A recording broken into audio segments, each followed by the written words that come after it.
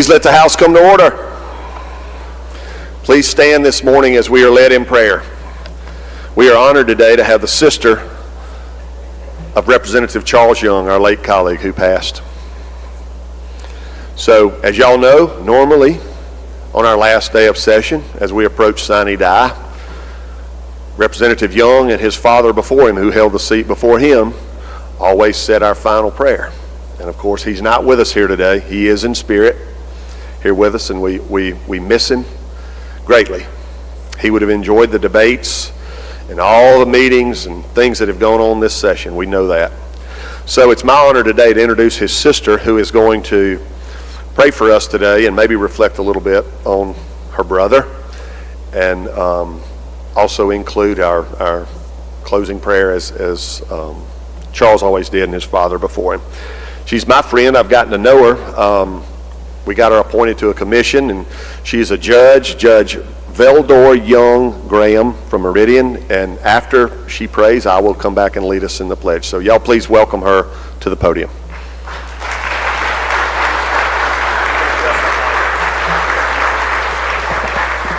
Good morning. It is indeed a pleasure for me to be here. I grew up in this chamber, literally. My father was here prior to my brother, and it is an honor to be here. I thank each of you for allowing me to be here. Thank you, Speaker. We just want to, for a moment, reflect on the gentleman from Lauderdale County. He was my eldest brother, my protector. He loved the state of Mississippi. He loved Lauderdale County, and his work exemplified that. For those of you all who did not make his service, I made sure that the theme was, he did it his way. And for all of you all who knew him, you knew that he was going to do it his way. Join me, please, as we pray. Our Heavenly Father, we pray today for our law and policy makers as they travel to their respective home counties. May you touch each of them so that they may hear the call to do the work of justice. Stir in their hearts a dream of peace, equality, and health for all in our great state of Mississippi. Open blinded eyes, break hearts of stone, make them effective in their challenges towards injustice, because the change they effectuate, the ground they gain, and the help they provide to their constituents will provide a brighter future for the great state of Mississippi. Out of the mountain of despair, bring us a stone of hope and help us to know the time is always right to do what's right. May the road rise to meet you. May the wind be always at your back. May the sun shine warm upon your face, the rains fall soft upon your fields, and until you meet again, may God hold you in the palm of his hand. Amen. Amen. Thank you. Thank you, lady. We're going to say the pledge, and then I'd like to present you with a copy of the resolution that we honored Representative Young with earlier this year. If y'all will, join me in the pledge. Attention, salute, pledge. I pledge allegiance to the flag of the United States of America and to the republic for which it stands, one nation, under God, indivisible, with liberty and justice for all. Very good.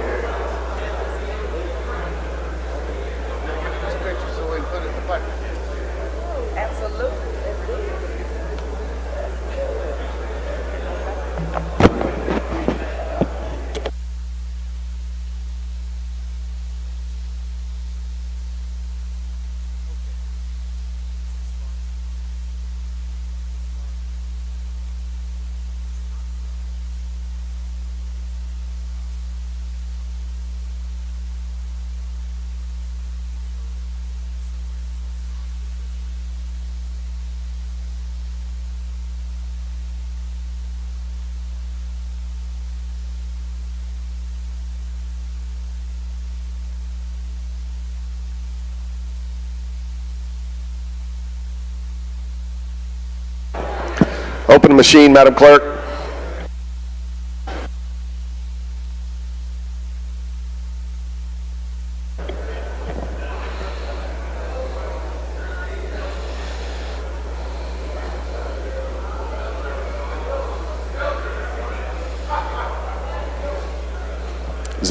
Close the machine, Madam Clerk. There's a quorum present, Mr. Speaker. We will have the reading of the journal. Gentleman from Rankin, Representative Powell, moves we dispense with the reading of the journal. All in favor say aye. Opposed, no. The ayes have it. Report of select committees. We have none, Mr. Speaker. Report of standing committees. We have reports on the calendar, Mr. Speaker. Introduction of bills and constitutional amendments. Gentleman from Marion, Mr. Morgan. Thank you, Mr. Speaker. I ask unanimous consent to dispense with the reading of the introductions. Is there objection to this? Hearing none, Madam Clerk, we will follow that procedure. Resolutions, petitions, memorials, and other papers. We have none, Mr. Speaker. Introduction of guests and visitors. Gentleman from Rankin, Mr. Yancey. Thank you, Mr. Speaker. Introduction. In the North Gallery, on behalf of the Public Utilities Chairman, Representative Powell, and myself, please welcome with Delta Utilities, Mike Jackson and James Richardson. They have just purchased, Delta Utilities just purchased CenterPoint Energy. They're now providing natural gas across Mississippi. Thank you very much. Welcome, gentlemen. Good to have you. Thanks for being here. Gentleman from Alcorn, Mr. Maddox. Thank you, Mr. Speaker. In the North Gallery, I've got some people from home, two instructors from Alcorn County Votech. They brought several students down for competitions today, and I just wanted them to see our capital and come visit. Welcome. Good to have y'all here today. Lady from Forest, Miss McGee. Thank you, Mr. Speaker. I just want to welcome back to the chamber our friend and former colleague, the current fire chief of the city of Meridian now, our friend Michael Ted Evans. Welcome, Michael Ted. God knows we may have a fire around here any minute. We may need you, gentlemen. Go locate all the fire extinguishers. It's good to have you, and you're always welcome here.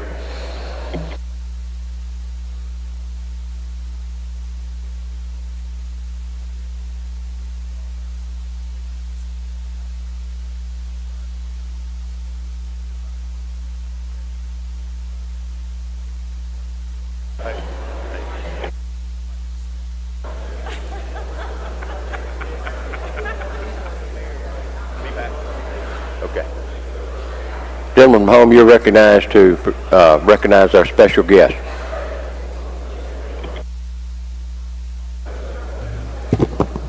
Thank you, Mr. Speaker. Ladies and gentlemen of the House, we have some special guests in the South Gallery, a group of outstanding young men. Mr. Speaker, I'd like to yield the floor to the gentleman from Grenada for further recognition. Gentlemen, you're recognized. Thank you, Mr. Speaker. I'd like to call up House Resolution number 123, and I would like to explain the resolution and recognize the Grenada High School Charger football team for winning the 6A state championship. Mr. Speaker, I want to tell the body, I know y'all tired of me bringing all these Grenada sports teams down here and recognize them, but I promise y'all this is the last one. This is the last one that we're going to do today. This is the last group in the Grenada area that we're going to, I'm sorry there's been so many down here taking up a lot of y'all's time, but I appreciate y'all being patient with us. This year, the Grenada High School Charger football team, that's laid out in the resolution, they went down to Hattiesburg area. I mean, the state championship played a team from Hattiesburg, and I'll be honest with you, I was quite nervous about them going down there. I watched a lot of the Hattiesburg film, but when they got down there, and they did have, according to the resolutions, laid out a 43-14 victory over Hattiesburg, and I've kind of felt sorry for the Hattiesburg team when the game was over with, because everybody thought in the state that Grenada was going to lose to Hattiesburg. But in the South Gallery, we have the seniors from this particular team, and Coach Fair and his group of coaches. We didn't have enough room for the whole team and Coach Fair, but we're recognizing the entire team in this resolution. But I think it's worth pointing out a couple of people. that a couple of players that had outstanding years. Jarquez Perry was named 6A Defensive Player of the Year, had 116 tackles, including 31 tackles for losses and 27 sacks with 8 forced fumbles. And I'd like to recognize...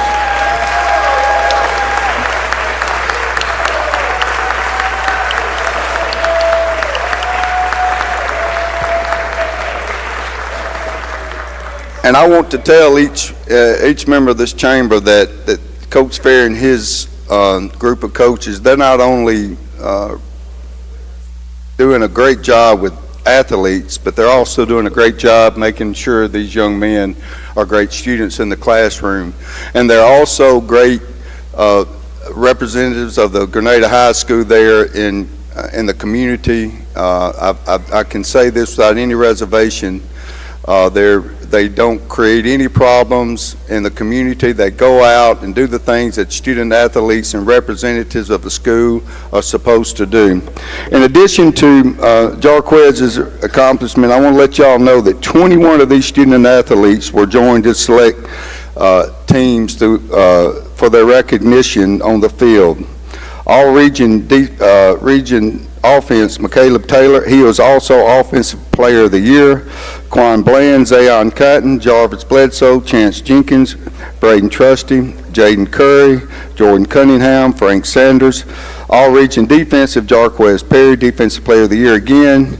Smudge Avery, Jamani Washington, Zach Townsend, Demetrius Ross, Tyler Edwards, Kevion Noel, Brandon Hardiman, Jerron Reed, Tate Lewis, and Ryan Spencer. Special teams, Carson Honeycutt. All-state team, Jarquez Perry, McCaleb Taylor, Jamani Washington, Zayon Cotton, and Jarvis Bledsoe. Please join me in recognizing excellence in this team as they're here at the Capitol today.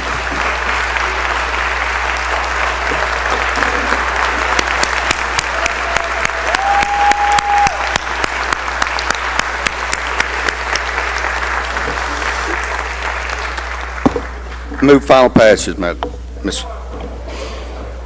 Already passed? Yeah. I'm sorry. I didn't know how late I got the resolution. Yeah. Gentlemen, do you have any further guests? Not yet. Mr. Speaker, I don't think our other special guest has arrived yet. Okay. Okay, well, thank you. Gentleman from Washington, Mr. Hines. Introduction, Mr. Speaker. I was trying to introduce a good friend of mine, but I see he's left the gallery. The students call him Coach, but we call him the Big Ticket. Jeremy Watson, the former high school All-American quarterback from Grenada.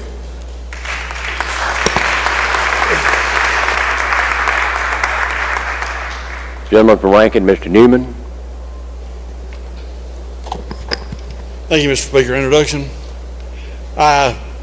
I'd like to introduce the doctor of the day, Dr. Robert Wayne Enzer. He's an OBGYN from UMMC. Practices in Jackson and Grenada. Y'all make him welcome. Welcome, Doc. Thank you for being here with us today. Gentleman from Lee, Mr. Thompson. Thank you, Mr. Speaker. Introduction. Introduction. You're in the North Gallery, I have great friends of mine, April and Bruce Scott. Make them feel welcome today. Thank you, Mr. Speaker.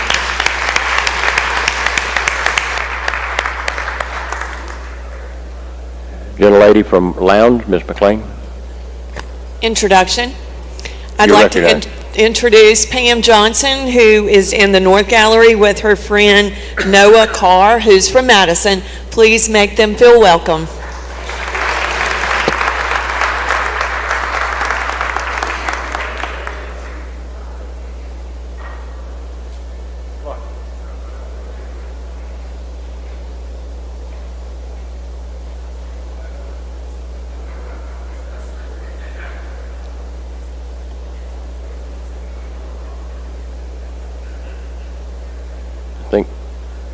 Do we have our next group of special guests? You're recognized to present to you, ma'am.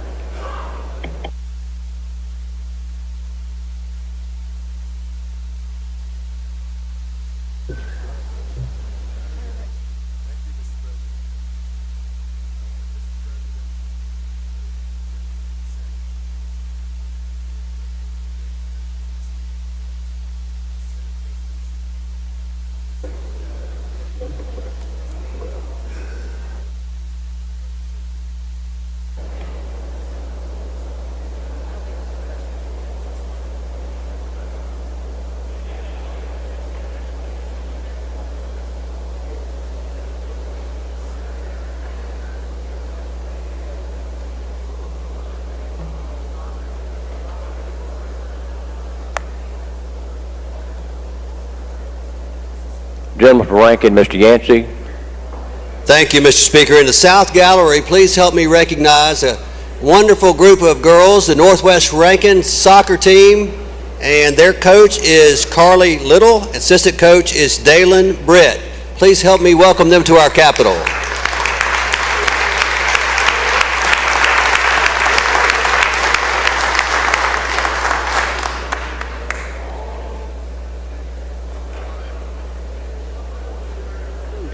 Gentleman from Green, Mr. Birch.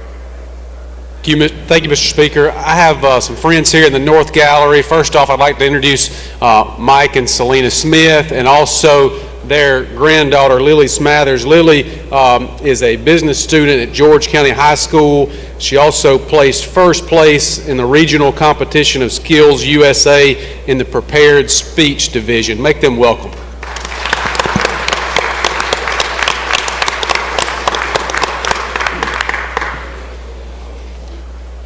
Okay, I don't see any other, anyone requesting any recognition. So let's go to the calendar.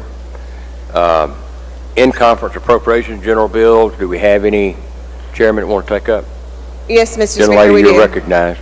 Thank you. I'd like to go to item number 1, House Bill number 1126. We do have a conference report that is filed. The conference report deals with the Gulf Coast Restoration Funds.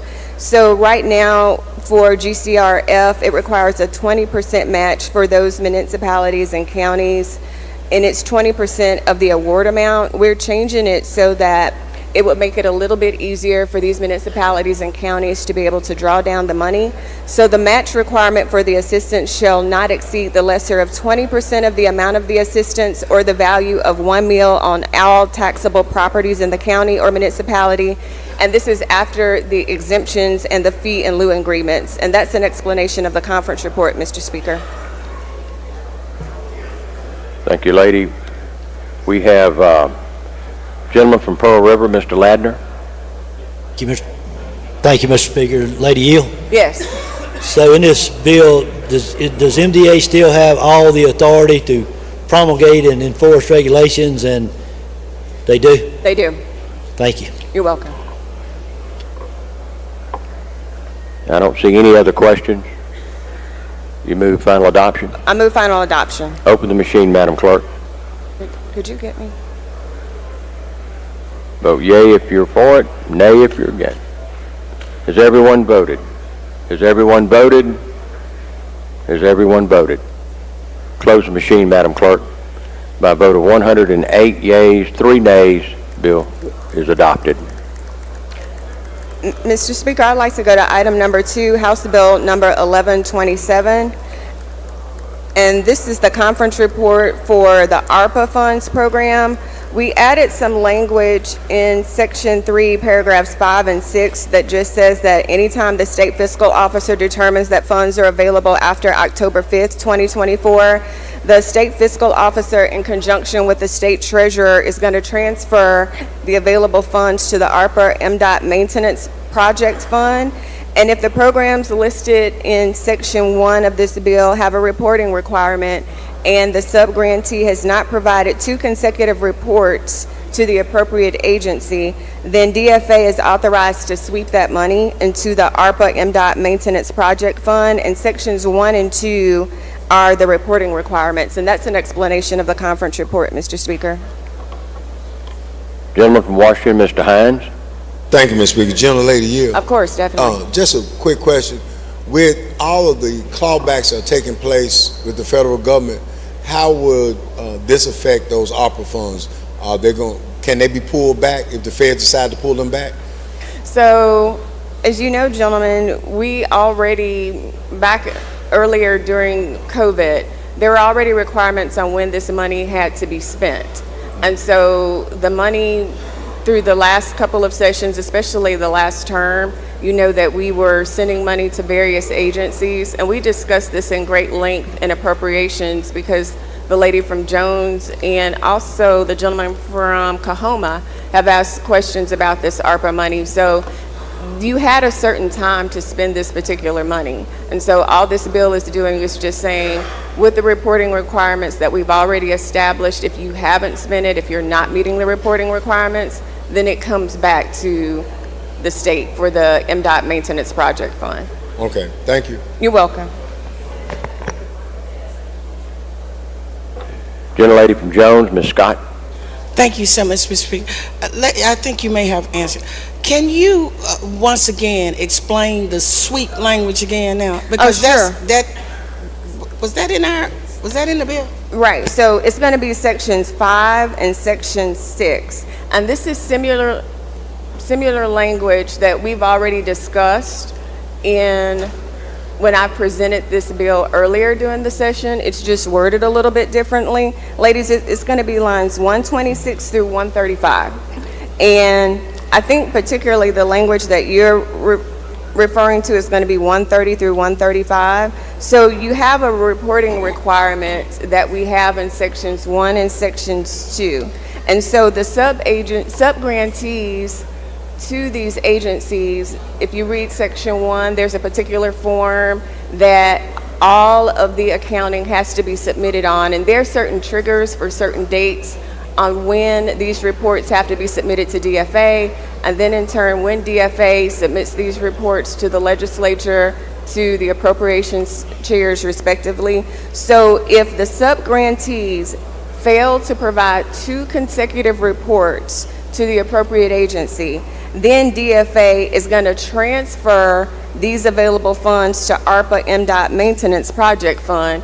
And we've discussed this in appropriations. I think you asked some questions about this when I explained this bill in appropriations. So this isn't uncommon to what we've been doing, because before this money has been going to the MDOT ARPA Project Maintenance Fund. Have they, since they have to do a report, well, let me ask you this. What's the cutoff time, the absolute end? What's the absolute end date? The end date for what? ARPA.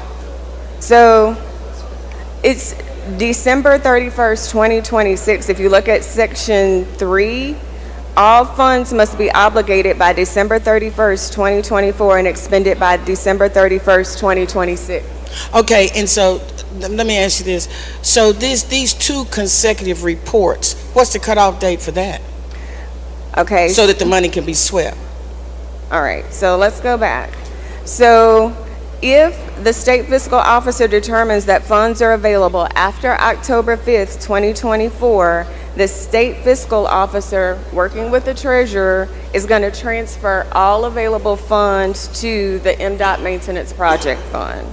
But then there's another component. If you miss 2 reporting periods, 2 consecutive reporting periods, that's the second trigger. So you should be able to tell me now then about how much that money is, right? We don't have an estimate on it at this time. Have we had any reports, 2 consecutive failures in 2 consecutive reports? So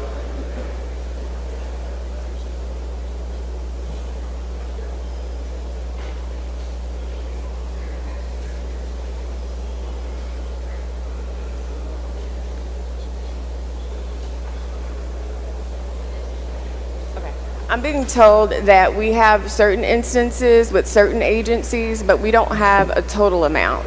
Okay, and then my last question, this is all going into maintenance. None of this is going into road and bridges. This is all going, according to the bill, this is all going to the ARPA MDOT Maintenance Project Fund. But again, I will say, lady, this is where it has been going. Yeah, okay. And finally, so the House will know, that's across every agency. It's sweeping across every agency, right? So all of the programs are listed starting on lines 47 through 80. Well, actually, it's going to go through 81 and 82. So all of the programs are listed, and for all of the agencies. Yes, lady. Thank you. Oh, you're welcome.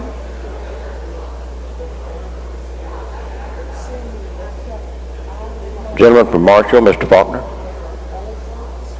Thank you, Mr. Speaker. Lady, you yield? Of course. Just in the same vein, Lady from Jones, speaking about the funding. Last week it was reported that the federal government froze about $422 million that was here in Mississippi that was unspent from the $1.4 billion that we received through ARPA funds. And now these monies were intended to be used for different projects in many of our school districts. Is there any sign that could happen to these funds as well?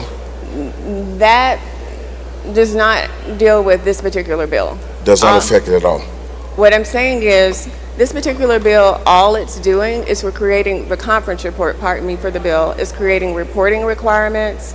And then also, as I stated earlier, what it's doing is allowing a mechanism for the state fiscal officer and the treasurer to be able to transfer these monies to the MDOT project maintenance fund. That's all this is doing. Okay, thank you. You're welcome. Lady, I don't see any other questions. You move final adoption? I move final adoption, Mr. Open Speaker. the machine, Madam Clerk.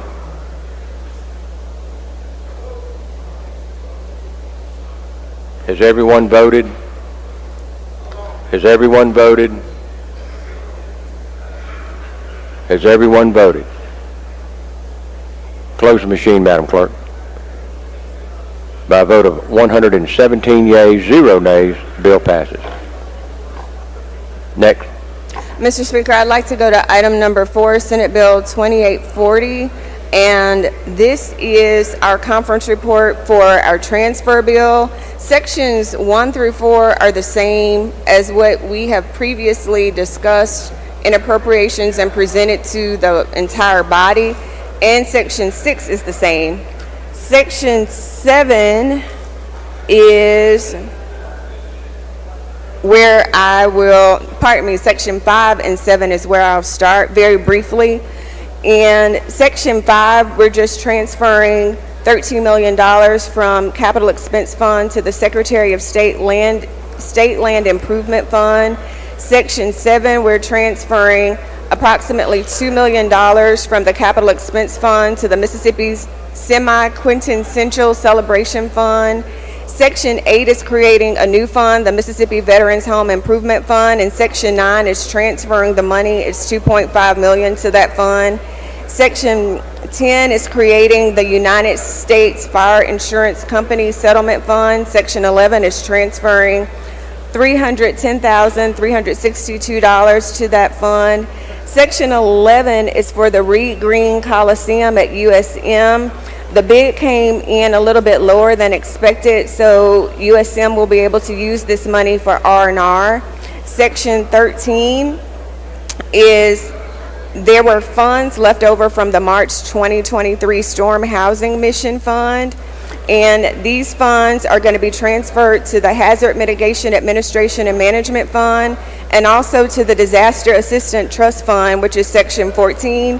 Section 15 is transferring $5,500,000 to the Disaster Assistance Trust Fund.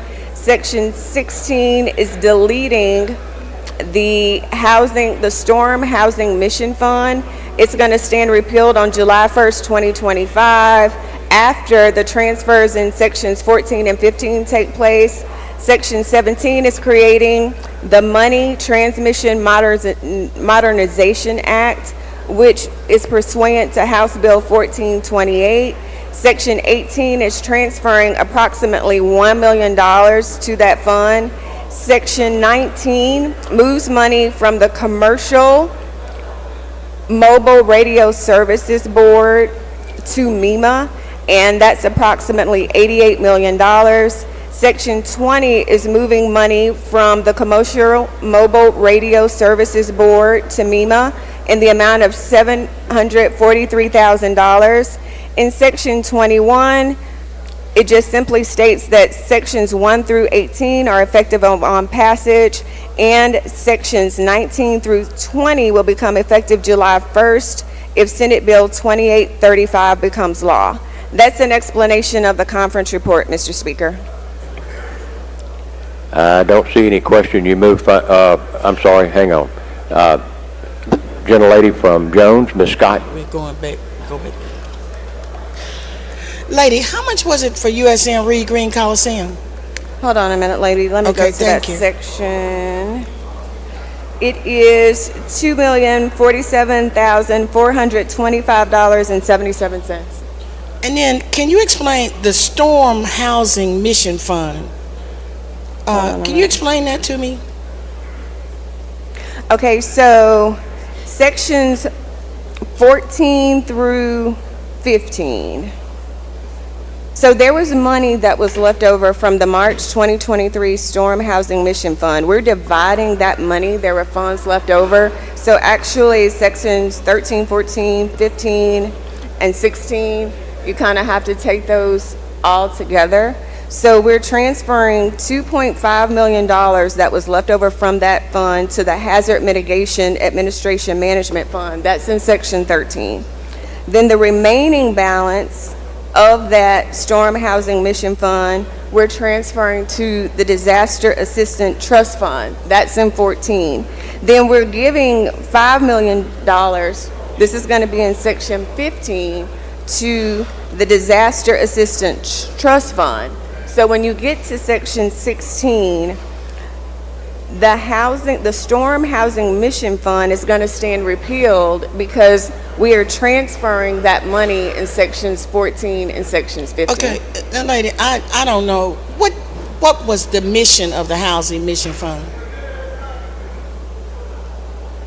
And the reason I'm asking that is because I got some people that live over in Tylertown with no insurance, and they lost their homes.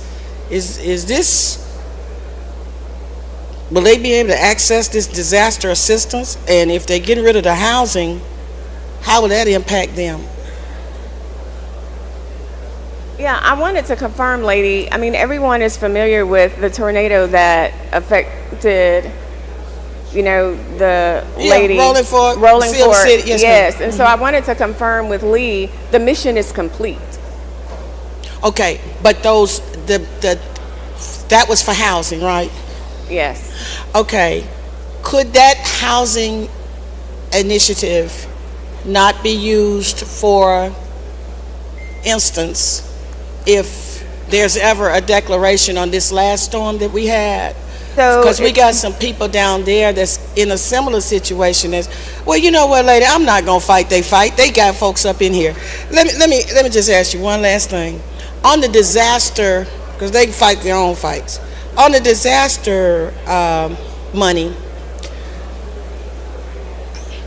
when we put that money into the disaster assistance fund, how can cities or counties access it? What's the process on that? You have to go through MEMA for that, lady. And so we go through MEMA. Can you tell me, is it public assistance? Is it, what can they use that money for?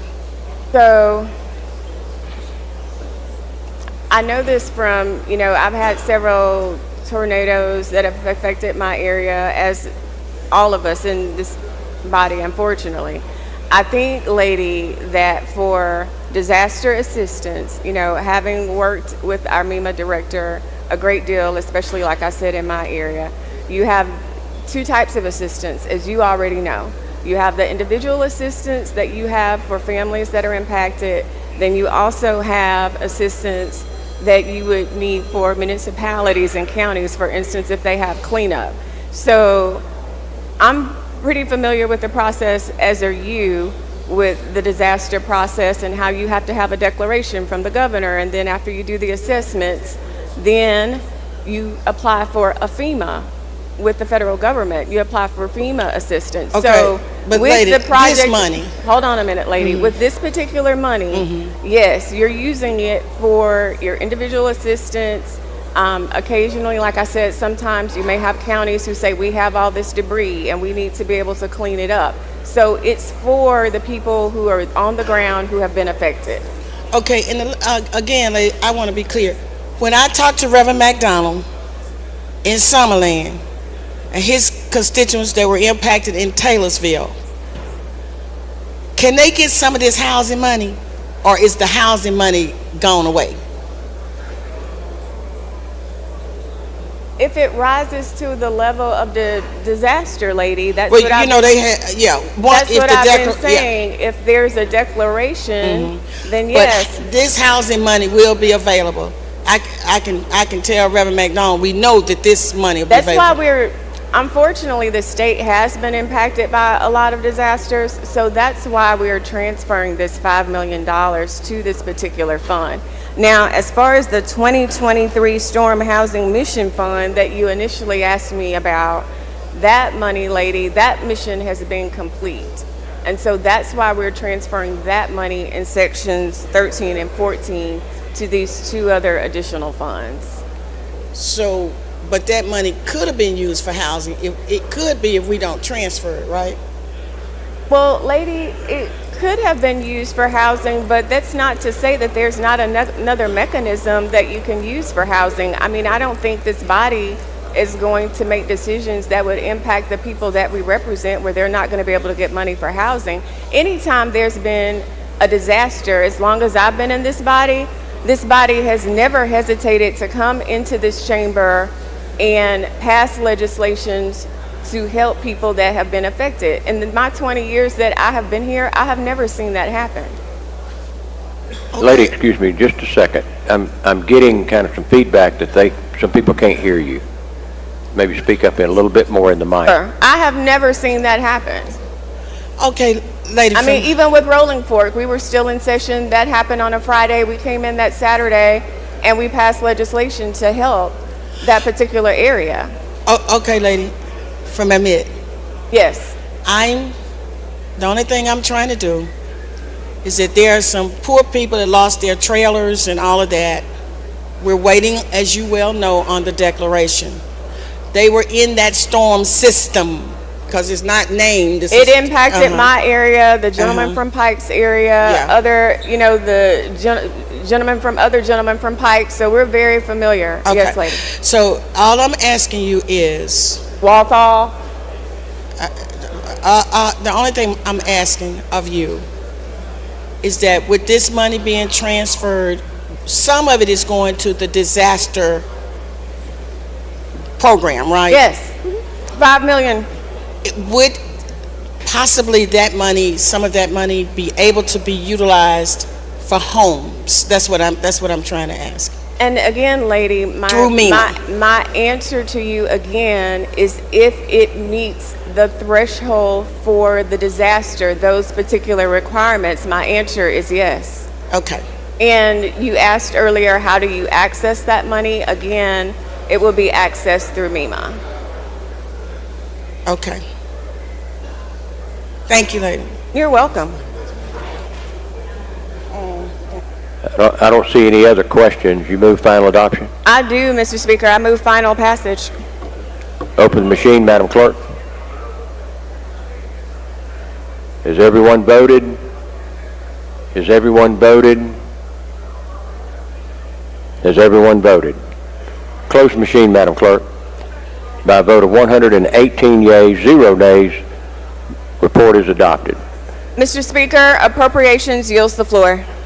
Thank you.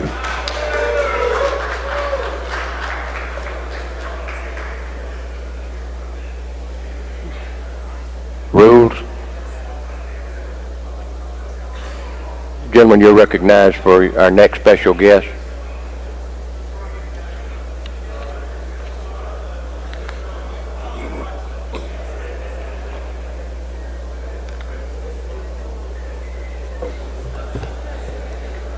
Thank you, Mr. Speaker. Ladies and gentlemen of the House, I draw your attention to the South Gallery, and we have some additional special guests, and they're here in reference to House Resolution 122, 127, and House Resolution 128. House Resolution 127 is a resolution commending the Jackson Prep Pirates basketball team upon winning the MAIS overall state championship, and 128 is Jackson Prep Lady Patriots basketball team and commend them on the MAIS Class 6A state championship. Mr. Speaker, I would like to recognize the gentleman from Rankin County, Mr. Powell, for additional remarks and recognition.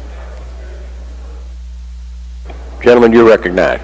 Thank you, Mr. Speaker. Ladies and gentlemen, these young men and women have done something again for Rankin County, like the gentleman from Grenada likes to, talk about. We've got a lot of championships too. So this is your 6A men's MAIS basketball championship team, and then standing right behind them is the ladies 6A MAS. It is 6A, right? Y'all nodded. Yes. Basketball championships. Now let me say something about the ladies. This is back to back for them, so this isn't just a one-time occurrence. So please help these, or please make them and congratulate these young men and women for me.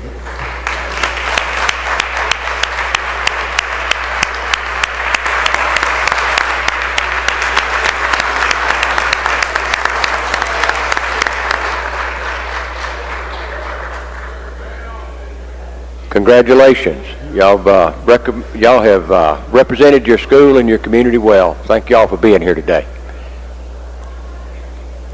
Okay, we'll go back to the calendar. Do we have any in-conference general bills? State affairs?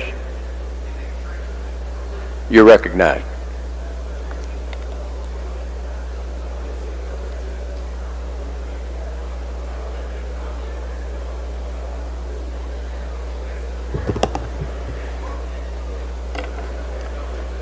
Thank you, Mr. Speaker. Good morning, ladies and gentlemen of the House. I'd like to go to item number 3, House Bill 1491. That is the cloud storage bill. We had to recommit it for further conferencing yesterday. As you may recall, we had to add some language concerning the enabling language that they had for an IT innovation fund, and that's what the additional language does. We're getting a little loud. People can't hear. Any further explanation? No, sir. Final passage. Final adoption. Okay. Open the machine, Madam Clerk.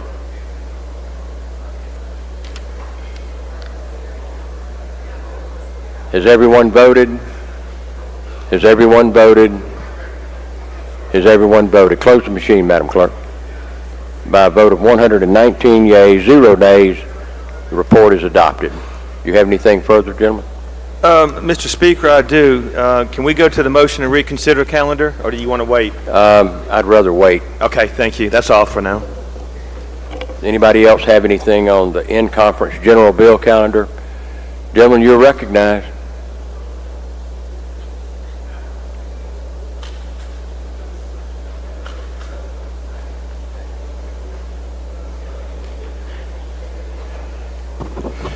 Thank you, Mr. Speaker. Go to item number 6, and I recognize the gentlelady from Lowndes to explain the new conference report. Lady, you're recognized. Thank you, Mr. Speaker. Thank you, Mr. Chairman. We passed this bill yesterday, the conference report on this bill, Senate Bill 2211. And in the Senate, it was held on a point of order that was well taken. So we recommitted it back to conference, and we worked out the offending language, and now we have it back before us. And what this is, it actually adds the additional rights to the Victims' Bill of Rights.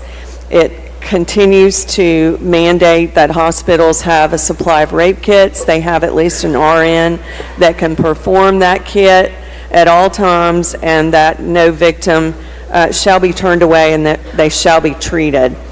That's a brief explanation of the conference report. There was a question yesterday from Representative Johnson about where the federal funds were coming from. That's coming from Department of Justice, and it's within the Violence Against Women Act, so that's where those funds are coming from to the state. All right. I yield for any questions. I don't see any questions. You move final adoption? Yes, move for final adoption. Open the machine, Madam Clerk. Has everyone voted? Has everyone voted? Has everyone voted? Close the machine, Madam Clerk. By a vote of 115 yeas, 0 nays, report is adopted.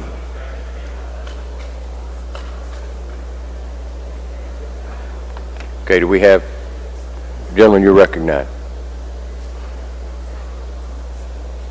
Thank you, Mr. Speaker. I'd like to go to item 8, Senate Bill 2289, and call the conference report up.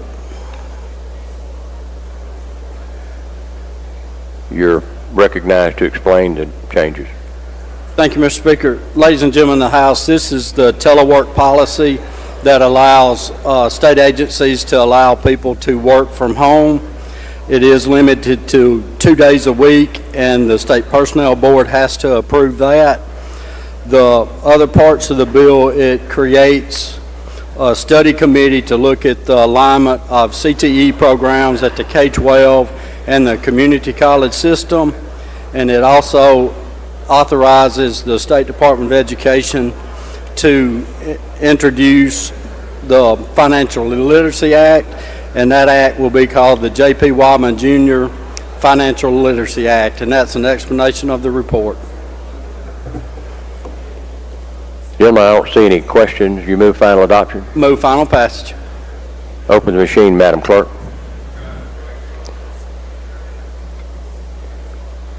Has everyone voted? Has everyone voted? Has everyone voted? Close the machine, Madam Clerk. By a vote of 116 yeas, 0 nays, the report is adopted. Do we have anything else on the in-conference general bill? Gentlemen, you're recognized.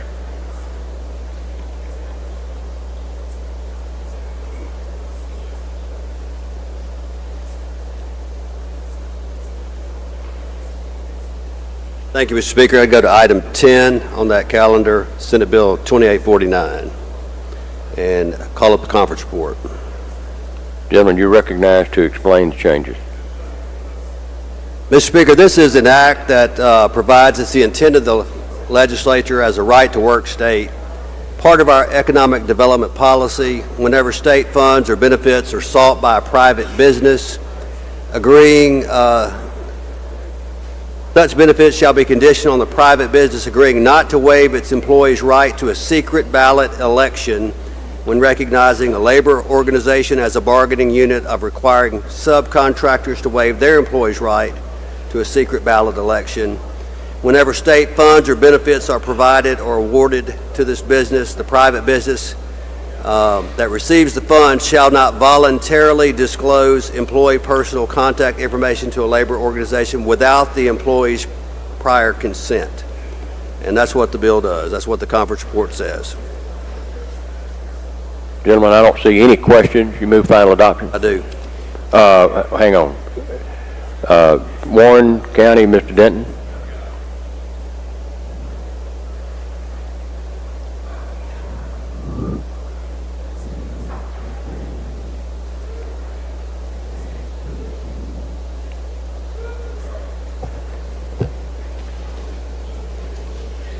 Excuse me, I'm sorry.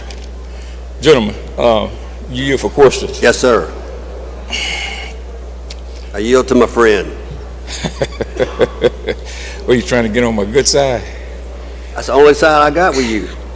Well, I don't know, gentlemen. You just brought this bill out, and I promise you, you're on my bad side right now. Talk to me. Now, what is the reason why we got to have this bill? Why? Tell me why we got to have this bill. This protects the people's right to have a secret ballot when determining that you're representing somebody to a labor organization, so that no one could be intimidated, that their information can't be disclosed to a labor union. Mississippi is a right-to-work state, and we are protecting, we're just saying it's part of our economic development policy. We're protecting that, the employee's right to have a secret ballot. So Mississippi is a right-to-work state. That's right. Tell this body exactly what that means. That means businesses can hire employees as they want to, and they can fire employees as they want to. So this right-to-work state is misleading. Actually, it's a right to fire you. Actually, with no recourse. Actually, that's what right-to-work state means. It's a right to fire you without any recourse. So, gentlemen, We're an at-will employee state. All right, and I agree with that. But shouldn't the people have some say-so about if they want to form a union? This bill doesn't do anything regarding preventing a union being formed. It just says you have to have a secret ballot election if you're going to elect somebody to represent you on that union board. Secret ballot election. Is this already been done, gentlemen, that you know of? Been done all over the country. U.S. Chamber of Commerce supports this bill. BIPEC supports this bill. Does any labor union support this bill? Nissan and Toyota. Does any labor union support this bill? Does CWA support this bill? Does IEBW support this bill? None of them. Does the AFL-CIO support this bill? None of them have contacted me. Have you contacted any of them, gentlemen? No, sir. So those other people, they contacted you. So you haven't heard from CWA. You haven't heard from a representative from Mace CWA to say that they oppose this bill. I have not. You might give them my number. No, sir. Now, you brought this bill out. Now, the chairman had this bill in Ways and Means. He struck Section 1. Is that not right? No, he struck Section 2. Okay. I thought it was Section 1. I could be wrong. He struck Section 2. But anyway. Section 2 said that you could, like if you were going to elect a slate of candidates to represent you on the board, that you couldn't require that people submit their union card to be considered for the slate of candidates. That's what Section 2 said. Well, we have secret ballots now. And this just ensures that secret ballots are used if a person wants to receive economic development incentives. This protects the right for secret ballot. You keep saying economic incentives to who? Anybody can come in here right now. Right now. Are we keeping anybody out right now? Are we keeping any industry out right now the way we stand right now? Are we keeping any industry out right now? We're just protecting the employee's right to have a secret ballot and not to be discriminated against on how they vote for that. So when we have elections, you know, for mayor, you know, we don't all raise our hand and say we're voting for this Democratic candidate or that Democratic candidate or this Republican candidate or that Republican candidate. We go into a voting booth and we have a secret ballot where we can check the box and we can vote. And that's exactly what this protects the right for employees to elect people to a labor board by secret ballot. Gentlemen, I submit to you that that is the way it's done now. There is no hand raising. There is no hand raising. That's done now. Everything now is done in secret. Then you should be very in favor of this bill. No, because you are adding something to this. What am I adding? You are trying to make it harder for people to form unions. This state, the history of this state has always been against working people. This prohibits intimidation by the unions. The company intimidates the people. The people can't intimidate the company. Yes, they can. No, how? Tell me how, gentlemen. The union can intimidate. How? Tell me how. I mean, they still haven't found Jimmy Hoffa. So who did that? We don't know. So you gonna say the union did that? I'm saying the now union. You brought it up. I'm probably saying another union member probably did that. Well, I'm gonna say the company did it. Who knows? I'm gonna say the company did it. Might have been the CIA. Well, are they part of it? I don't know. But we got to have a secret ballot to protect people. Gentlemen, secret ballot does not protect nobody. Now, if you want, listen, if you want to bring this down here to say, we are against unions being formed in the state of Mississippi, then fine. Don't bring this down here and say you're trying to help. This bill does not prohibit union organization. It does not prohibit being in a union. It simply says the employees can vote by secret ballot when electing someone to represent their company at a Mr. Speaker, national labor board. Mr. Speaker, at the proper time, I want to speak on this bill. Thank you. Gentlelady from Hines, Ms. Summers.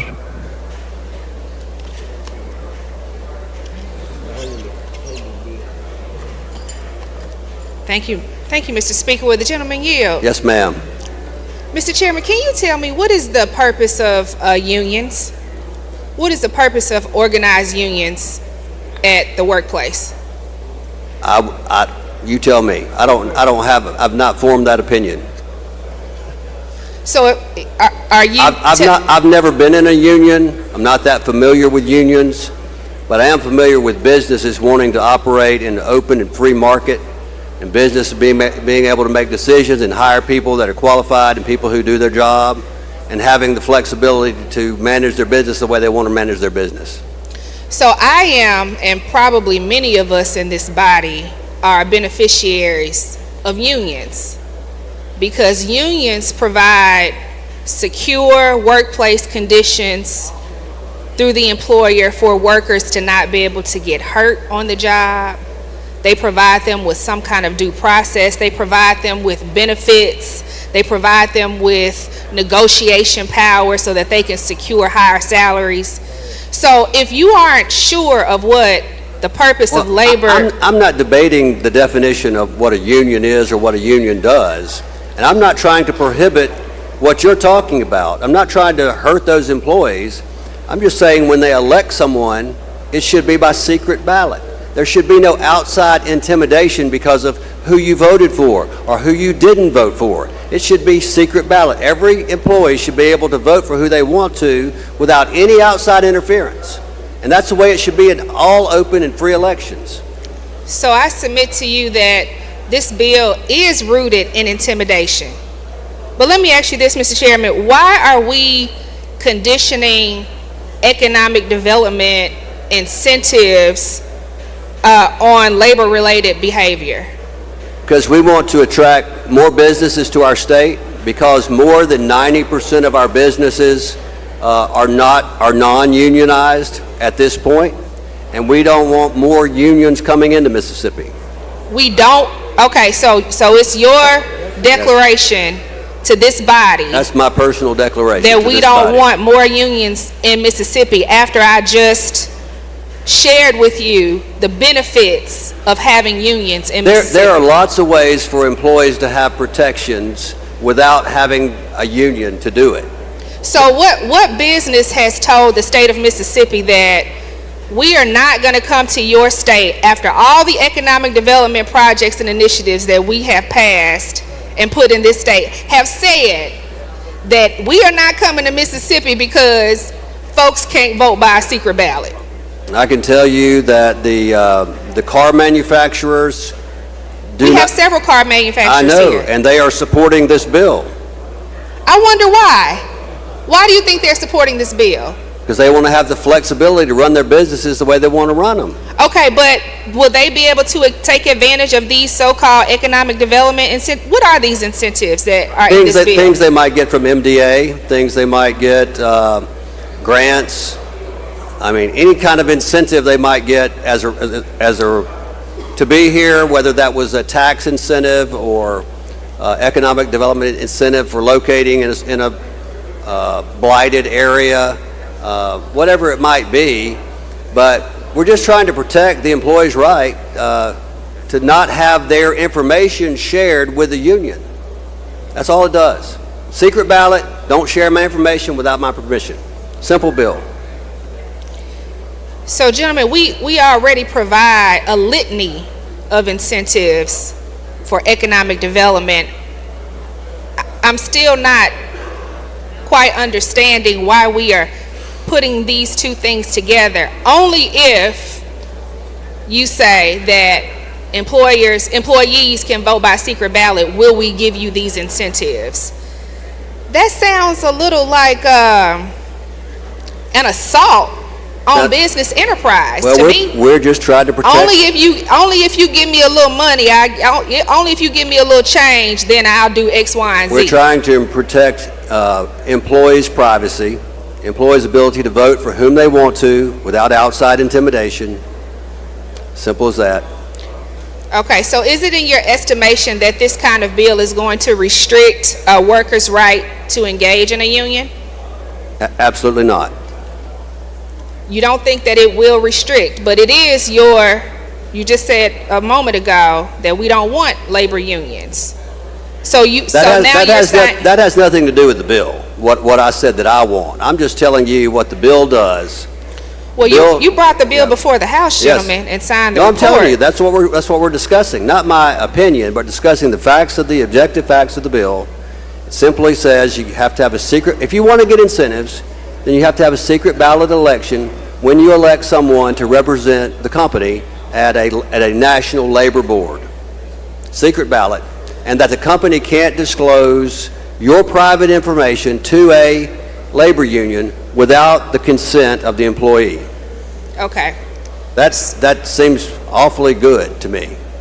No, it sounds like there's personal ideology in a piece of legislation that's going to affect every corner of the state on whether or not we can attract economic drivers in the state of Mississippi. So if an employee's information is shared, what is the recourse for that? Is that in the bill? They wouldn't be able to receive incentives. That's the only recourse. Okay, so they don't get the incentives until after the election is held, until after the union election. I think the incentives can be taken away if at any time if they do that. Okay. Gentlemen, did you tell the gentleman from Warren County that you were not going to bring this bill out? I told him I was not going to bring it out yesterday, and I talked to him before I brought it out. Okay. Told him I had to bring it out. Okay, not that you just weren't going to bring it out yesterday. Okay. Try to keep my word, and I go to people when I have to change my mind. Okay. Mr. Speaker, I have a motion at the proper time.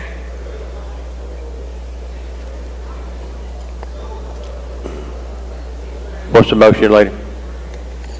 The motion is to recommit this bill to the committee. Okay, we have a motion on the floor, recommit the bill. Anybody want to speak to that motion? I'll speak to the motion. It's a simple bill. I think everyone understands what the bill does. It protects employees from having intimidation, outside intimidation, by not having a secret ballot. We want to have a secret ballot. That's what this allows. And it prevents a company from disclosing information. So I'd ask you to vote against the lady's motion to recommit. You're recognized, lady. Good morning, ladies and gentlemen of the House. Now, we all understand and are very clear about the history of work in this state. Now, there was a certain point of time where there was only one group of people that were conditioned to work in chattel slavery. And as a result of the sacrifices and a lot of work from people who decided that, no, these folks need to get paid for their work. And not only do they need to get paid for their work, but they need these certain kind of conditions. They need these certain kind of requirements in place so that they can take care of their families, take care of themselves, contribute to our economy, and be productive citizens. Now, yesterday we passed an awful bill, a DEI bill, that majority of this House voted for. And we said that we don't need DEI in the state of Mississippi. We don't need diversity, equity, inclusion in our educational institutions. There was a study that was done that compared white men with felonies, black men, and black men with felonies.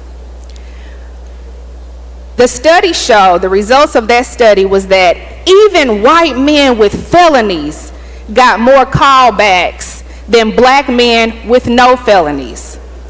That is a clear indication that if you don't have DEI, diversity, equity, inclusion in place, that folks who look like me, people who have disabilities, women, any other group of people that fall under a diverse group are not going to have the same opportunities as everyone else.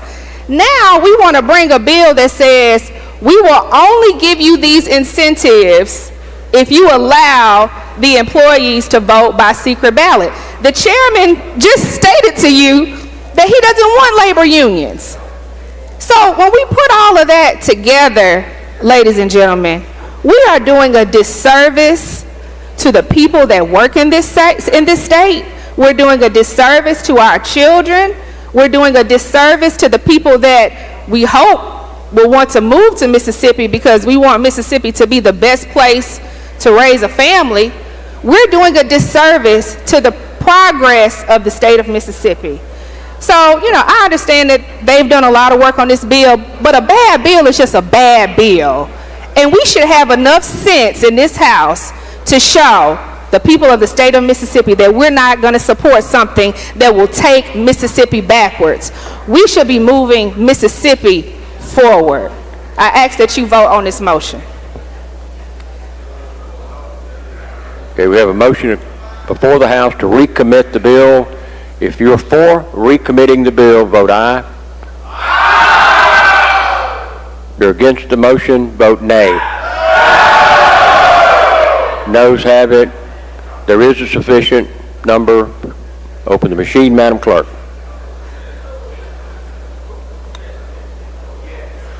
Has everyone voted? Has everyone voted? Has everyone voted? Close the machine, Madam Clerk. By a vote of 78 nays, 32 yeas, motion passes. Bill's recommitted. Motion fails. I'm sorry.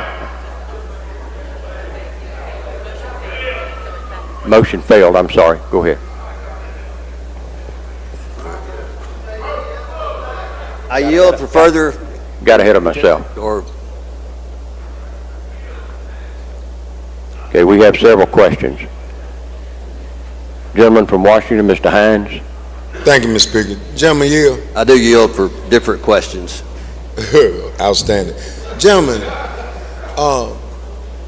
do you know what mediation is? I do. Do you know that when a labor union is involved, there's an opportunity for the employer and employee to enter into a mediation that most of the time resolve the issues where there's no cost or court costs to either individual. Are you aware of that? I am, and this bill doesn't affect that. Gentlemen, just allow me to ask you my questions and so I can get to the meat of the matter. So when there's would you not agree with me, when there's an issue where two parties cannot find common ground, like in this body, they tend to become a vote about how do they move north or south. Would you not agree with that? You say so. Okay, so when employees are forced into a meeting to keep their job, to have discussions prior to a union election, what is that called? I couldn't hear the last part of that. I said when employers force employees into a meeting prior to a union vote, what is that called? That's not addressed by this bill. I don't know what it's called. So, gentlemen, early on in your discussion, is it not true that you talked about secret ballots and open ballots? Did you not have that discussion? We did. Okay, so I'm trying to help you understand that before the ballot comes, whether it's secret or open, this allows the employee to force the employees into a meeting to find out who they're going to vote for and what they're going to vote for. Were you aware of that? I'm not aware of that. Okay, gentlemen. So, gentlemen, are you aware of what took place at the plant that we brag about, we boast about all over this state, that's just a few miles up the road in Canton? Are you aware of what took place a couple years ago? I'm not aware. Huh? I'm not aware. Okay, so this is what happened, so we'll be clear. The company, there was a vote for union about to take place at the Nissan plant. The leadership of that plant forced all the employees into a meeting to force them to tell which way they were going to vote. and then If they had a secret ballot, they would not have known. no. This is why I believe we'll have this bill before us, and I could be wrong. The reason you want the chamber, the National Chamber of Commerce want this bill so they can do that and they can mandate that the employees attend that meeting and be berated and be told that if they vote for a union, they'll be laid off or fired or what have you. That's what took place up in Nissan. Gentlemen, so were you aware? If it's a secret ballot, the company's not going to know how anyone voted. Gentlemen, that's the twist in this language. That it appears that they're giving them opportunity to be to have a secret ballot. But what really happens is they'll force their employees into a silo and berate them and tell them, if you vote for this union, there's a possibility you might not have a job. The union gonna cause you to lose your job. Now let me tell you, gentlemen, I don't know if you're aware, you probably were aware of this, that those people voted not to have a union, and about 20% of their workforce was laid off right after that. If a union had been in place, they would have had to mediate that situation. They did not do that. This is why this is such a concern for us. Now, gentlemen, you said earlier that you have not had any involvement in the union. I have. In fact, I've had involvement in the union, and I've been a mediator for unions. So what I can tell you that when there's a union in place, if the employees choose to do so, were you aware that they have fair and impartial hearings and they're able to find some resolve without costing anybody any hardship or any money? Were you aware of that? This bill doesn't affect union organization, doesn't affect unions being in Mississippi. It just says if a company wants to receive incentives, they have to allow a secret ballot election. Gentlemen, the National Chamber of Commerce has instructed organizations to use this language to get where they want to go to ban unions. We're not naive to this. We're just trying to have a general conversation so everybody understand what takes place. So on the Golden Gulf Coast, all those shipbuilders, all those people who work at Chevron, and all those people who are unionized, this will have an effect on them. To the individuals that work at Toyota and to the individuals that work up in Nissan, this bill will have an effect on them. To the teachers union, this particular law will have an impact on them. To the nurses union, this piece of legislation would have an impact on. Were you aware that all these organizations, all these people who vote for us will be impacted by this particular piece of legislation? Were you aware of that? I disagree, because all of those organizations are not seeking economic development incentives. We're talking about companies that they work for do, the entities that they work for do. And what nurses, you're basically saying, teachers, gentlemen, that you are not going to allow those people to have the right to organize. Now, no, they have a right to organize. They just the companies just have to have a secret ballot election.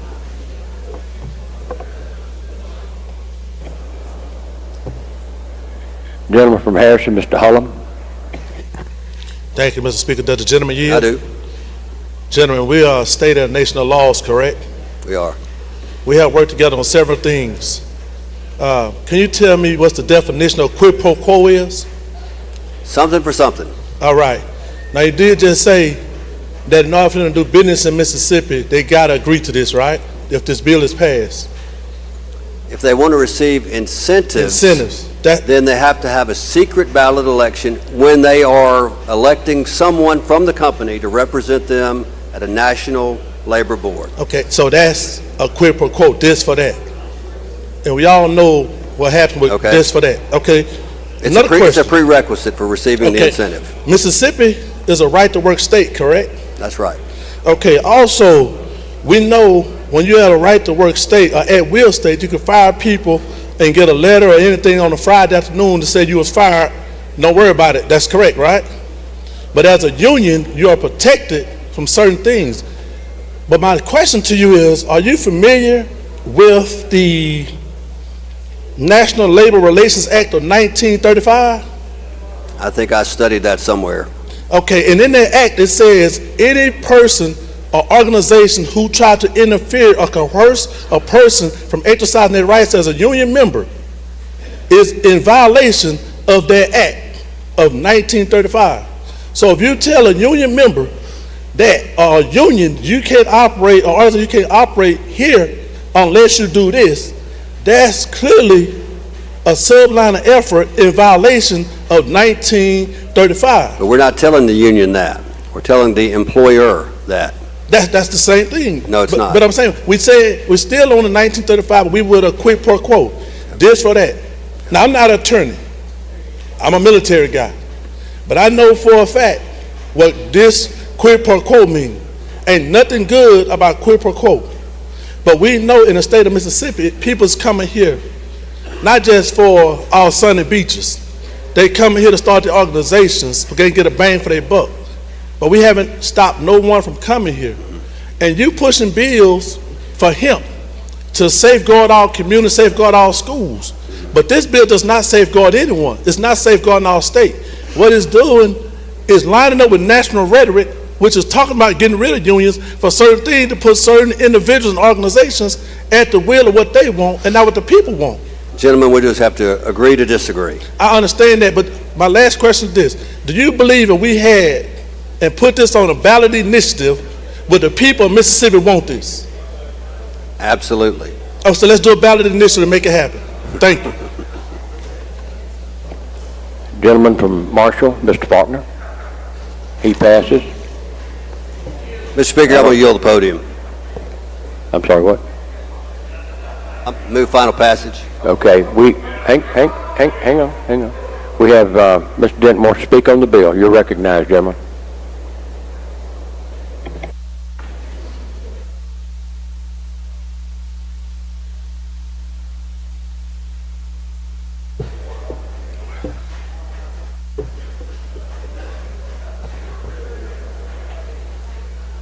Good morning, ladies and gentlemen. Good morning, ladies and gentlemen. Thank you. Trust me, I didn't want to be up here this morning. And to the gentleman's credit, he did tell me that he was not going to bring the bill forward. And to his credit also, he did try to, he told me this morning, he found me and said that he had to bring it forward.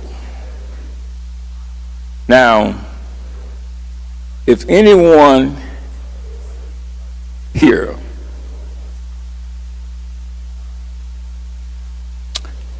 knows about union, it's me.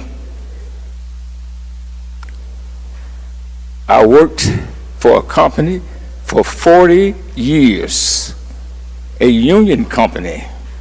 I started off as the lowest paid employee at that company. I joined the union my second day at work. I became a job steward. I became a officer in that union. I worked my way up to be president of that local. So I know what unions do. It balances the equation. An employee has the same rights when they work for a union company. You know why? Because they have a union book. We have a contract. My boss can't look at me and say, Oscar, I don't like you. I'm going to pay you this amount of money an hour. He can say that, but being who I am, I'm going to say if that book don't say it, then it ain't going to happen. That's what I did on many occasions, because I served the people of my union. Now we come down here and we say we for the people. The gentleman just said out of his mouth, his personal opinion, I guess unions are no good. unions have provided more for this country than any other organization. There would not be no child protection laws if it wasn't for unions. There would not be no OSHA if it wasn't for unions. There would not be no kind of protections if it wasn't for unions. Because they made certain that the government protect the workers. Now, if you want to protect the workers, you should be glad to have unions come forward. I don't even know why this state think that unions are bad.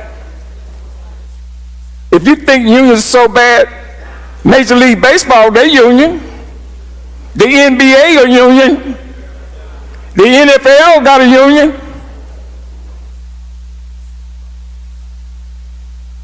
Now, if you think they're so bad, why all those organizations have unions? Why? Because they want to make it fair for the workers. Fair for the workers. We had a bill yesterday. Diversity, equity, and inclusion. That's what unions do. They make certain that you are included.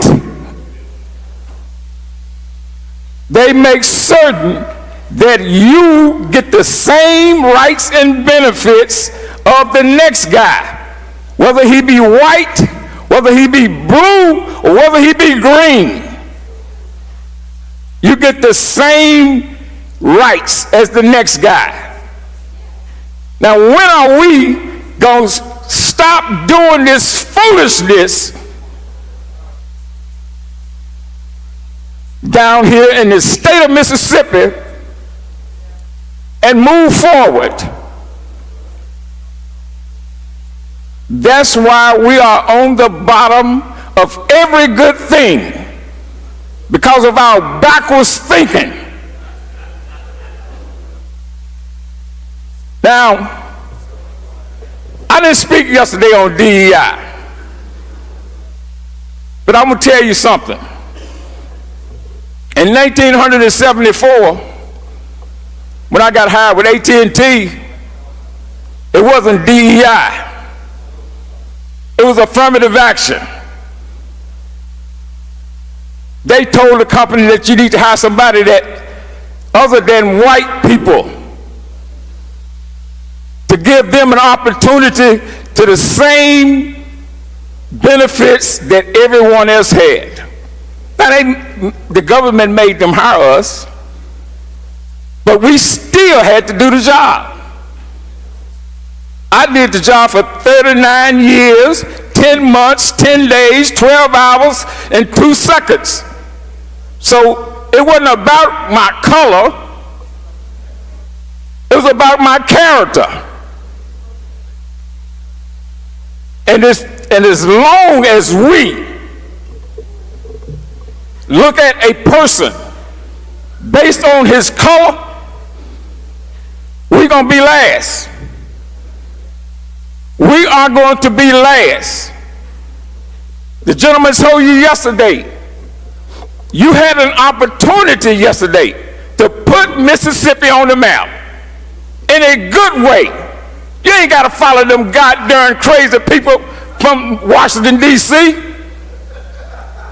ain't got to do that. Because you got the button. You can push the button. And you know what? You can't blame this on your great-grandfathers and your great-grandmothers. Because it's you. It's you now. So you about to make this decision. So 20 years from now, when your grandchild come to you and say, Paul, was that you?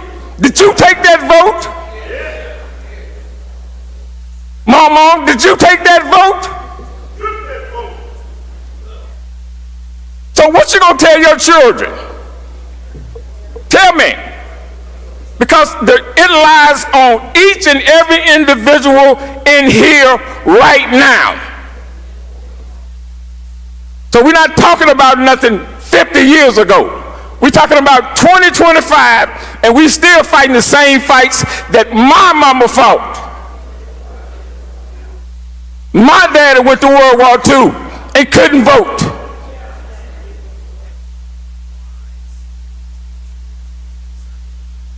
So when, people,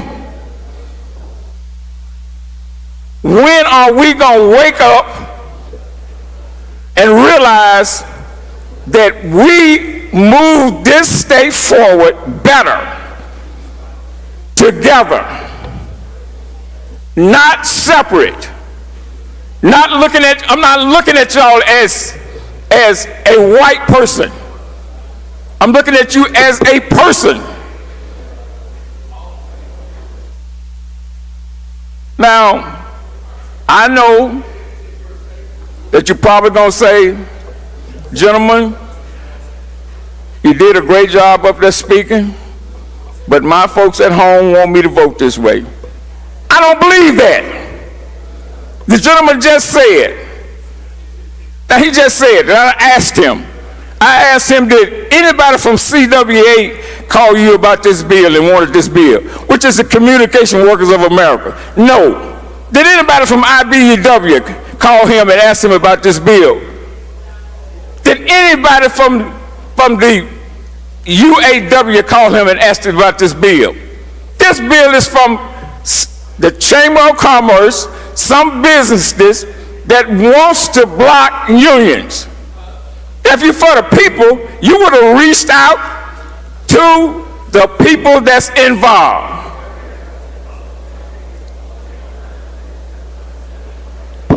Gentlemen, your time has expired.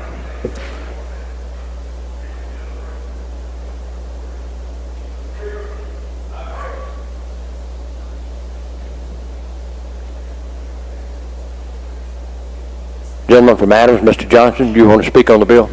Yes.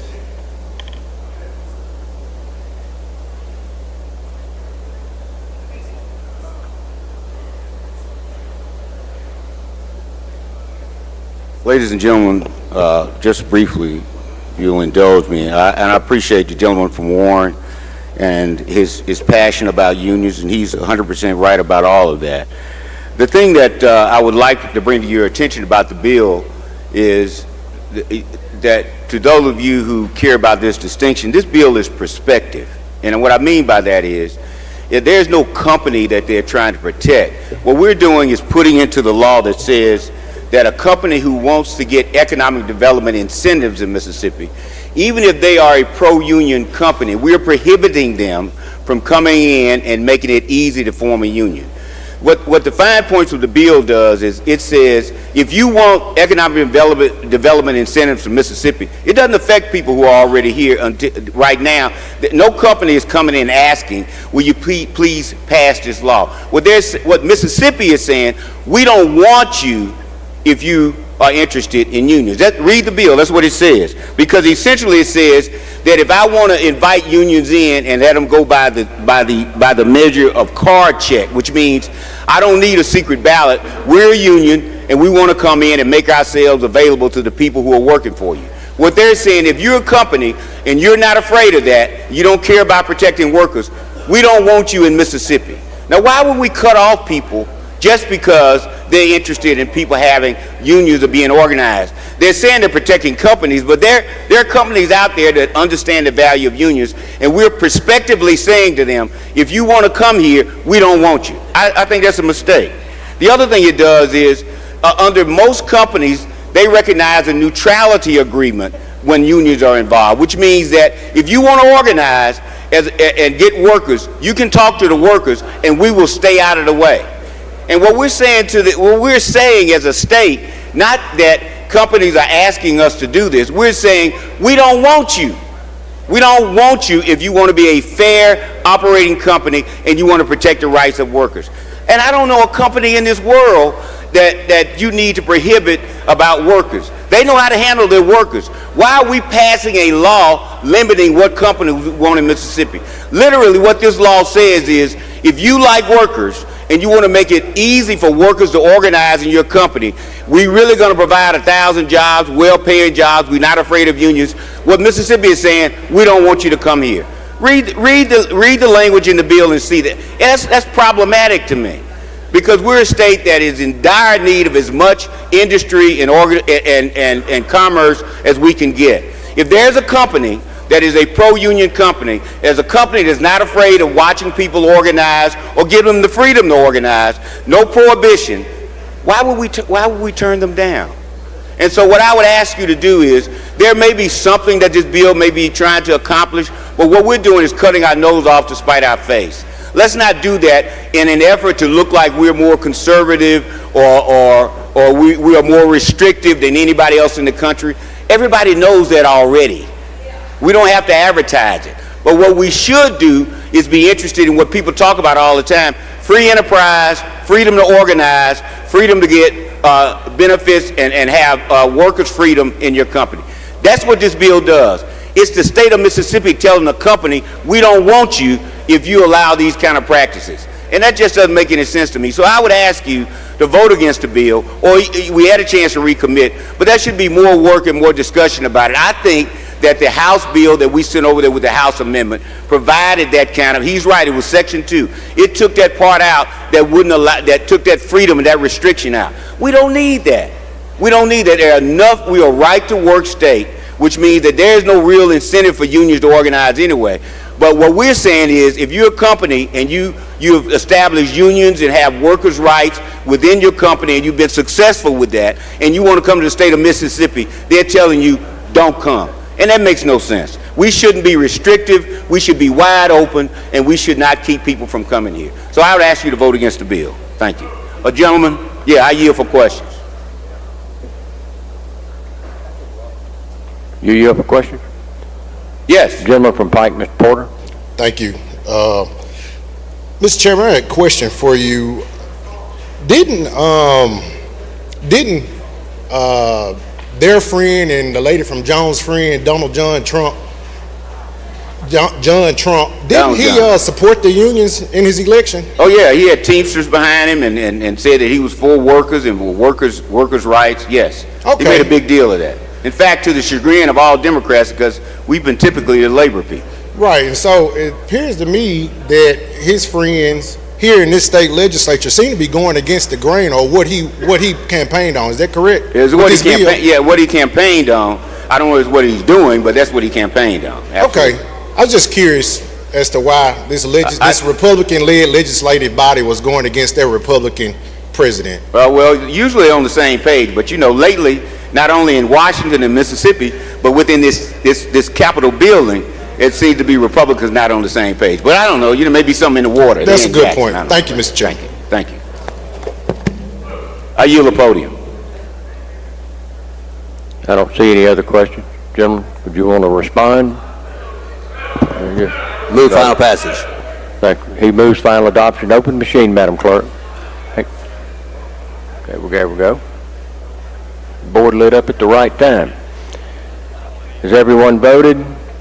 Has everyone voted? Has everyone voted? Close the machine, Madam Clerk. By a vote of 79 yeas, 37 nays, bill passes. Okay, we're at a breaking point. We have finished that calendar.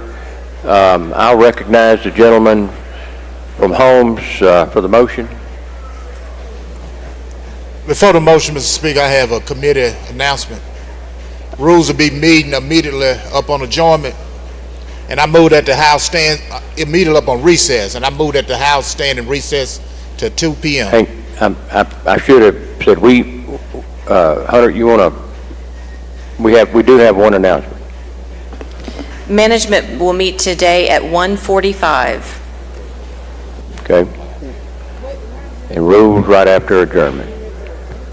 Gentlemen, you recognize.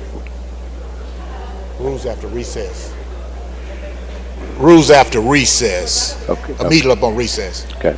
Mr. Speaker, I move that the House stands in recess till 2 p.m. You heard the motion. All those in favor say aye. Any opposed, nay. We stand in recess till 2 p.m.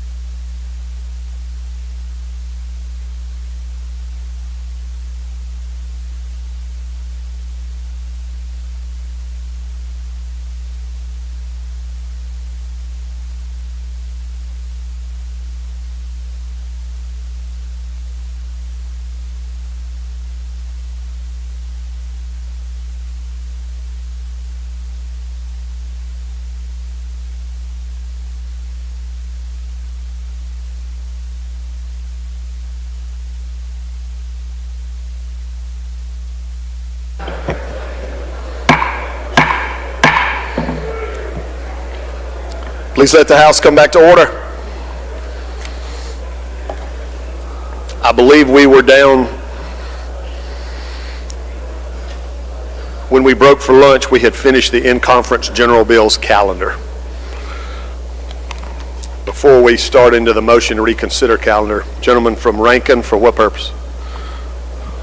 Thank you, Mr. Speaker. I'd like to call a rules meeting right now. Chairman Rules calls a rules meeting in the rules room right now. All right.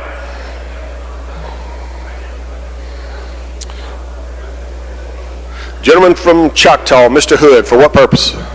Thank you, Mr. Speaker. Motion to reconsider table. I'd like to table item 12, House Bill 1193.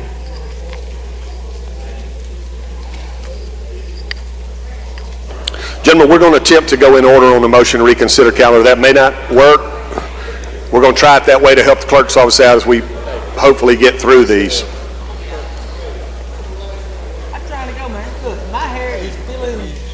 So that would start us with item number 1. Is the gentleman from Covington?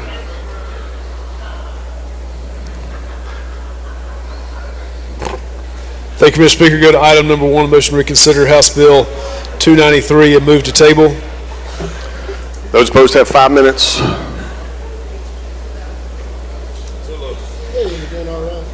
I see no one seeking recognition. Question occurs on the gentleman's motion to table the motion to reconsider. If you favor the motion to table, indicate by saying aye. Opposed, no. The ayes have it. The ayes have it. Gentleman from Hancock.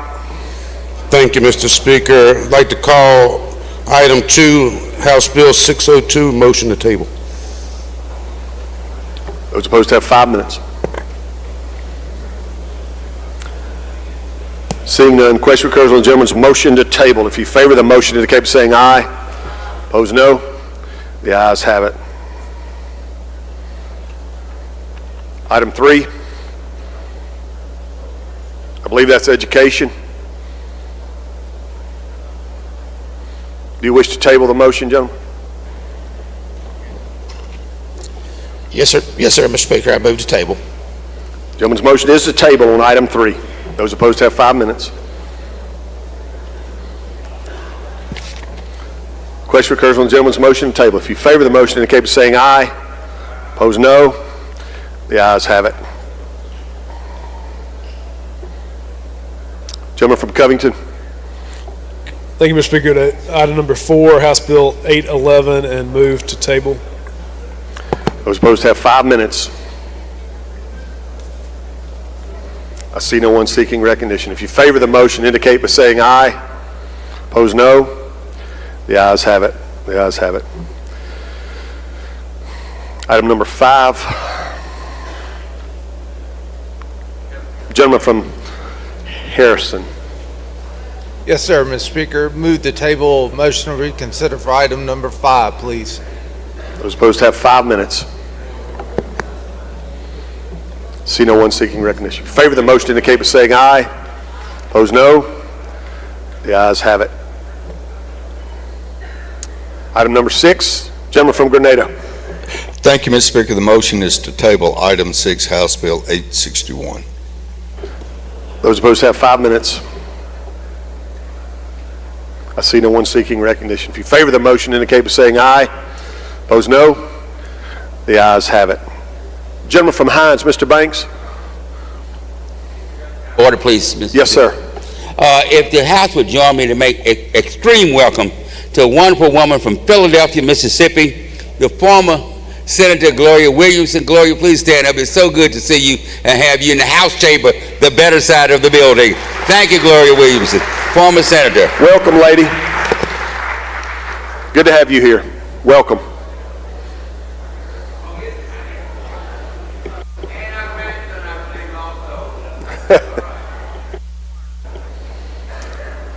Gentleman from Warren, Mr. Ford. Thank you, Mr. Speaker. I'd like to go to item number 7, House Bill 924, and move to table. Those opposed have 5 minutes. I see no one seeking recognition. If you favor the gentleman's motion to table, indicate by saying aye. Opposed, no. The ayes have it. The ayes have it. Gentleman from Jackson, Mr. Zuber. Thank you, Mr. Speaker. Move to table. Those opposed have 5 minutes.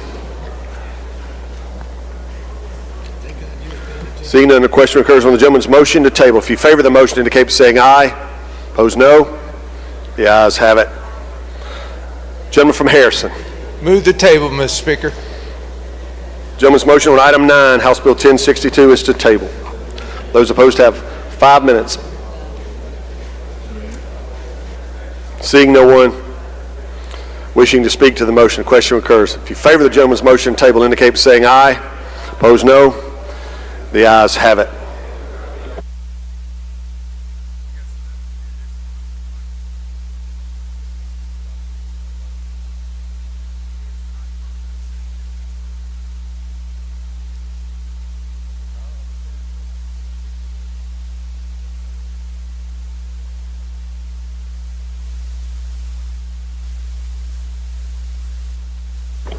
Gentleman from Rankin, Mr. Yancey.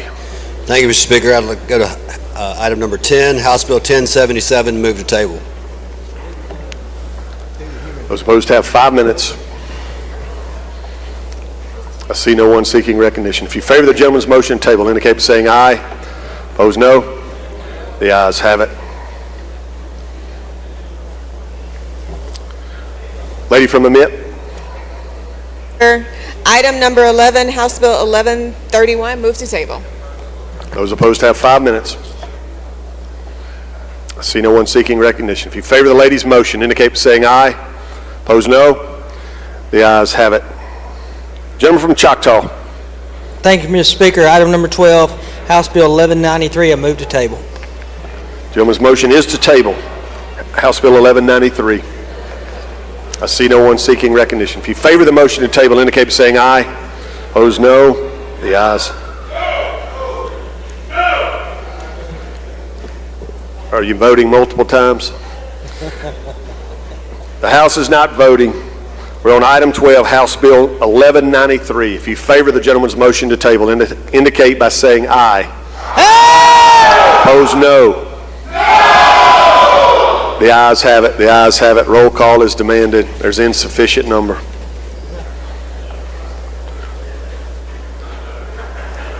We're down to item 13. Gentleman from Choctaw.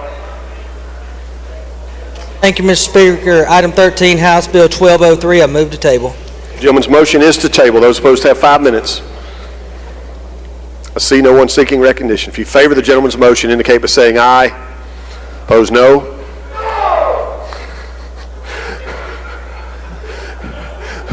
Louder doesn't equal more. But I'll put it to a vote again. If you favor the gentleman's motion to table, indicate by saying aye. Opposed, no. The ayes have it. The ayes have it. Item 14. House Bill 1245. Gentleman from Benton, Mr. Massengill. Thank you, Mr. Speaker. House Bill 1245, move to table. Those opposed have 5 minutes. Seeing no one, the question recurs on the gentleman's motion. If you favor the motion, indicate by saying aye. Opposed, no. The ayes have it. The ayes have it.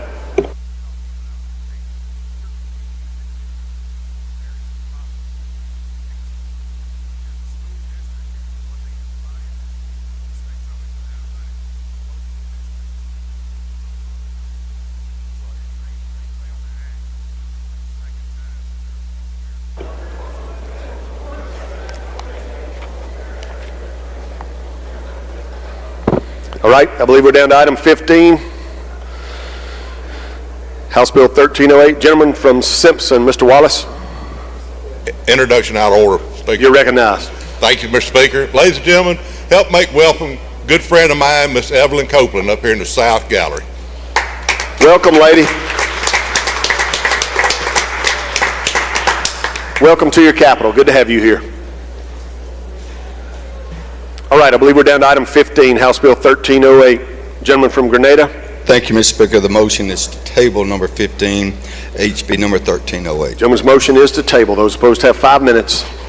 If you favor the, I see no one seeking recognition. If you favor the gentleman's motion to table, indicate by saying aye. Opposed, no. The ayes have it. The ayes have it. Item 16, gentleman from Lee. He's not with us. Oh. We'll come back to you, gentlemen. Item 18, gentleman from Grenada. Thank you, Mr. Speaker. The motion is to table on item 18, HB 1338. All right. Those opposed have 5 minutes. I see no one seeking recognition. If you favor the gentleman's motion to table, indicate by saying aye. Opposed, no. The ayes have it. The ayes have it. Item 19, House Bill 1502. Gentleman from Rankin, Mr. Yancey. House Bill 1502, move to table. Those opposed have 5 minutes. I see no one seeking recognition. If you favor the gentleman's motion to table, indicate by saying aye. Opposed, no. The ayes have it. The ayes have it. We should call this the annual airing of grievances.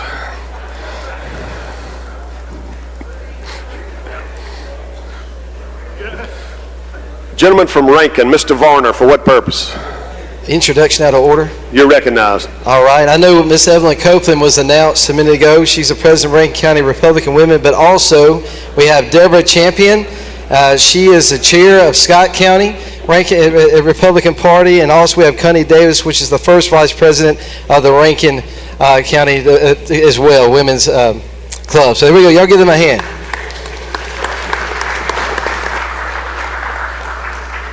Welcome.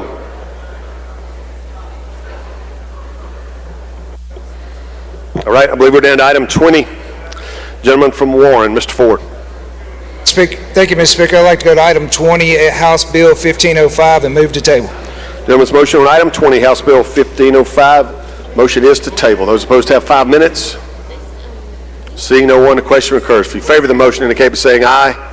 Opposed, no. The ayes have it. The ayes have it. We're down to item 21, House Bill 1509. Gentleman from Grenada. Thank you, Mr. Speaker. The motion is to table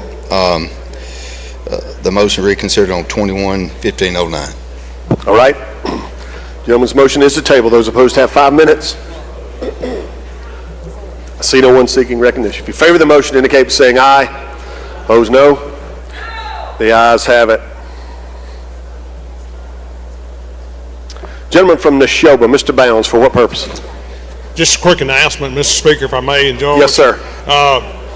Please give a happy birthday welcome to my desk mate, the senior gentleman from Pike.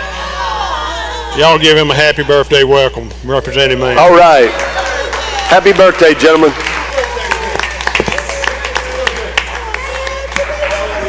We'll get Larry Bird to sing to you later.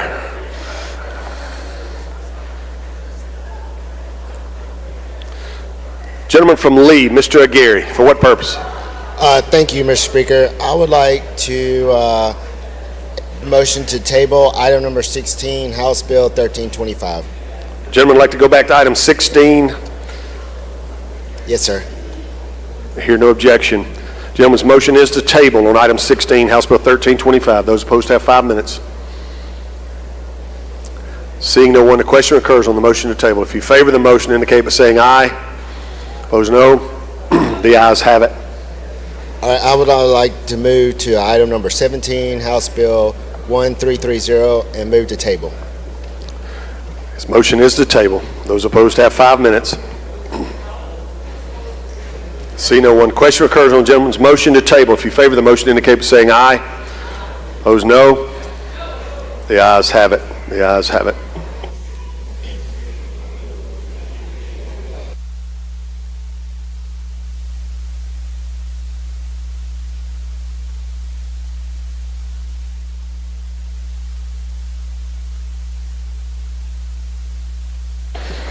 All right. I believe that brings us down to item 23. The gentleman from Jackson. I'm sorry, 22. Gentleman from Grenada, Mr. Horan.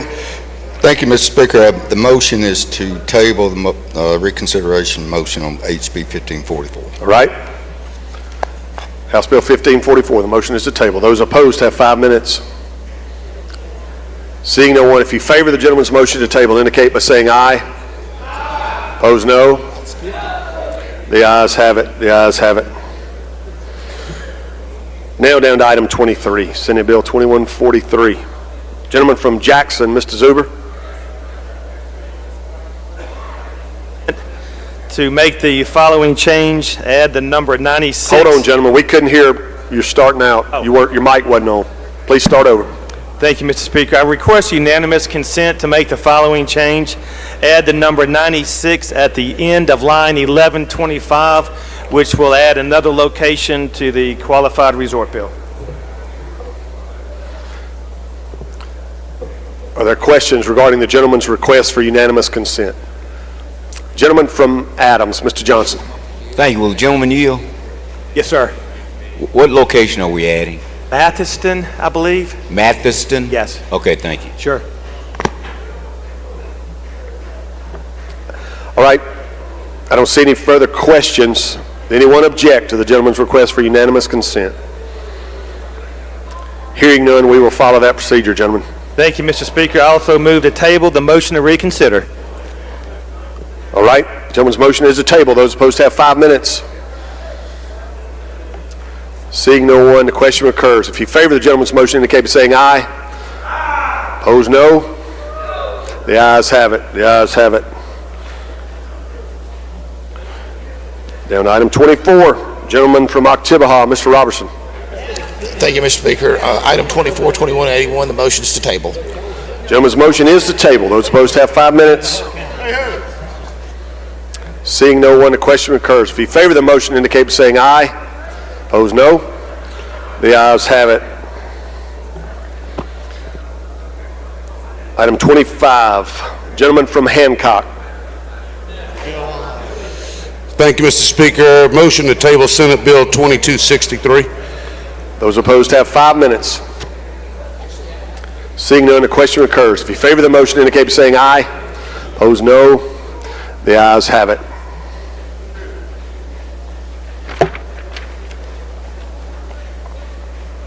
All right. We're down to item 26. The gentleman from Jackson. Thank you, Mr. Speaker. Move to table. All right. Those opposed have 5 minutes.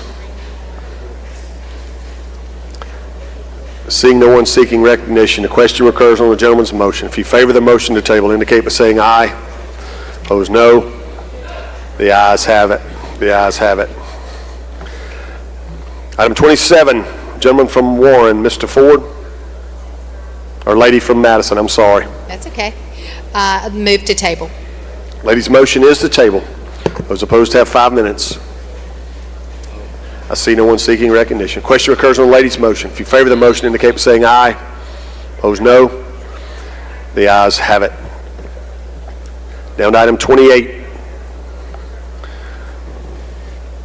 Senate Bill 2328. Gentleman from Choctaw, Mr. Hood. Thank you, Mr. Speaker. Item 28, Senate Bill 2328. I move to table. Gentleman's motion is to table. Those opposed have 5 minutes.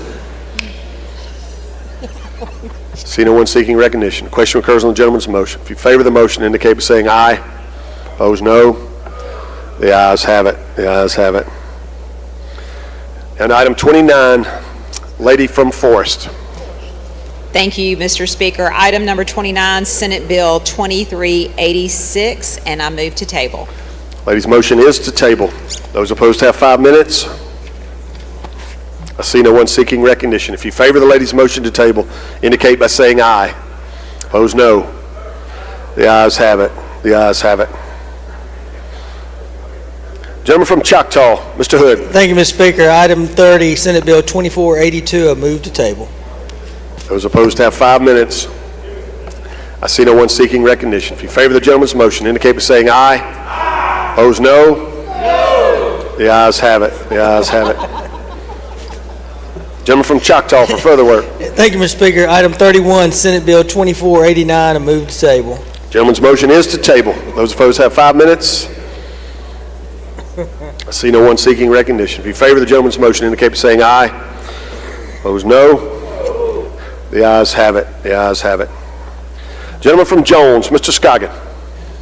Thank you, Mr. Speaker. On item number 32, Senate Bill 2517, I'd like to motion to table. Gentleman's motion is to table. Those opposed have 5 minutes. I see no one seeking recognition. Question occurs on the gentleman's motion. If you favor the motion, indicate by saying aye. Opposed, no. The ayes have it. Item number 33, Senate Bill 2518, motion to table. Gentleman's motion is to table on item 33. I see no one seeking recognition. If you favor the motion, indicate by saying aye. Opposed, no. The ayes have it. Madam Clerk, do you have a report from Committee on Rules? I believe you have a couple of reports.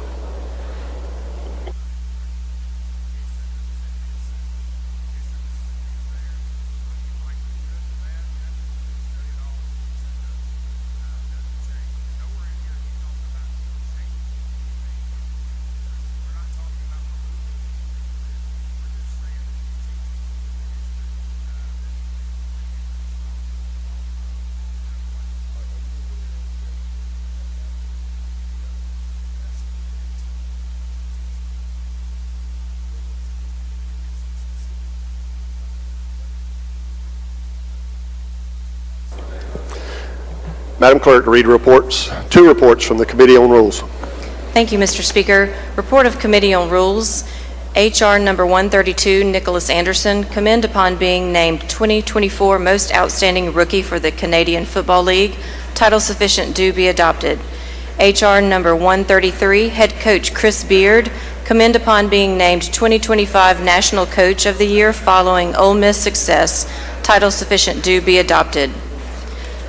Second report of Committee on Rules, HCR number 70, Legislature, extend 2025 session, suspend deadline for certain bills, and set date of sine die adjournment. Title sufficient do be adopted.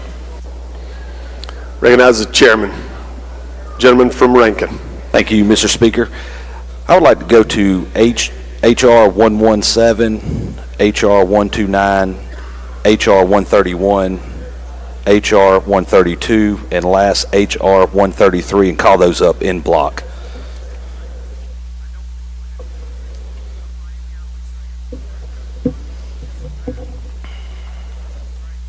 All right, I'll give the body a chance to look over those.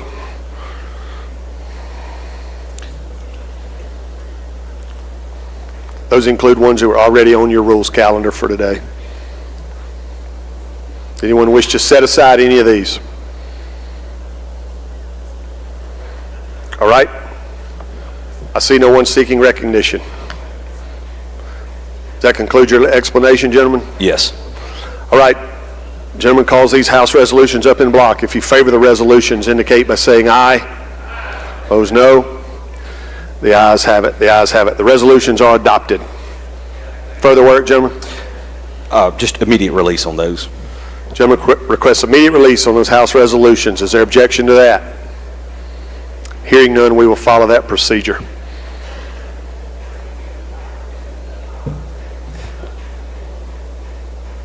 Okay, next up, I've got HCR 70. This is a concurrent resolution, which I'll call up.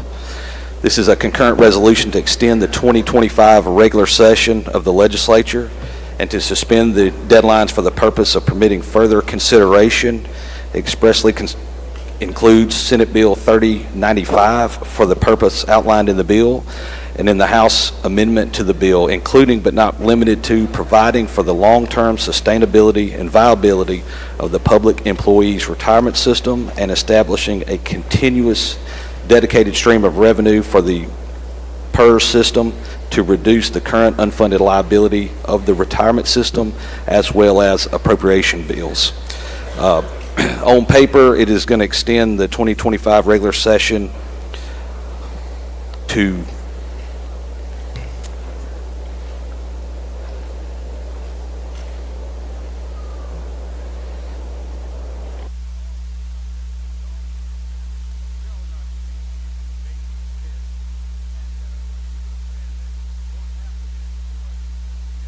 it will extend it till Friday the 11th, 2025, and that is my explanation of the resolution.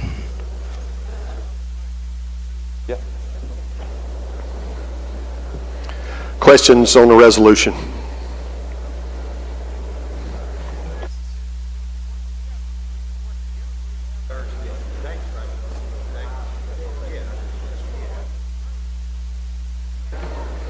Okay, that was my explanation on the resolution. All right, gentlemen, you indicated there was something with the day or the date. Are we good on that? Yes, I do need to ask for unanimous consent to change on line 41, Thursday to Friday, which would be April the 11th. So the date is correct? Yes. You're just asking for unanimous consent for the day? Correct. I got you. All right, does anyone object to the unanimous consent request to change that word? Hearing none, we will follow that procedure. That concludes the gentleman's explanation. Questions on the resolution? Lady from Jones, Ms. Scott. Thank you so much, Mr. Speaker. Gentlemen, on line 26, are those transfer bills? 112627, Senate Bill 2146, 2840. Yes, ma'am, they are. Okay, and is this capital expense? What are they?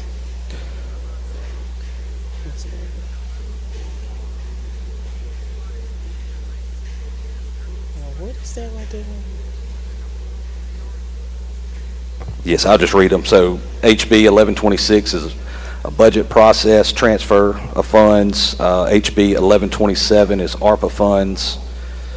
SB 2146 is a state budget, and Senate Bill 2840 is another state budget. Okay, and then my last question, gentlemen, on 293095. Yes. Now, this is discussing the House amendment to the bill. Is that's all we're going to do? That's all we're going to entertain?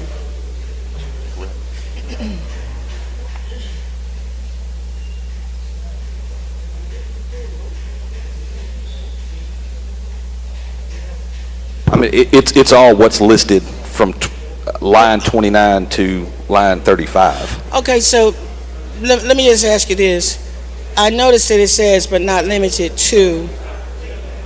Would in this bill, would we have the ability to take up a tax increase, or are we just going in, or to change errors?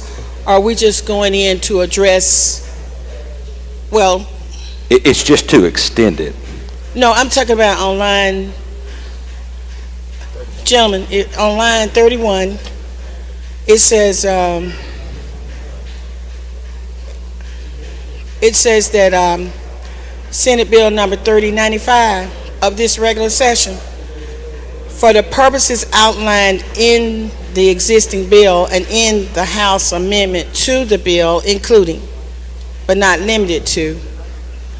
And so we know we're going to be trying to work on the retirement system, but would we also, in this bill, be able to deal with errors and be able to deal with a tax increase? Sure, I would think it would cover all of that. It would cover all of that? Mm-hmm. Yes. Okay. All right. Thank you so much. Thank you so much. All right. I don't see any further questions. Does that conclude you wish to close, gentlemen? That'll conclude my explanation of the resolution. All right, I don't see any further questions. My board's lit up, but y'all have other announcements, I guess. All right, gentlemen's moved final adoption. Open machine, Madam Clerk. If you favor the resolution, vote aye. If you're opposed, vote nay.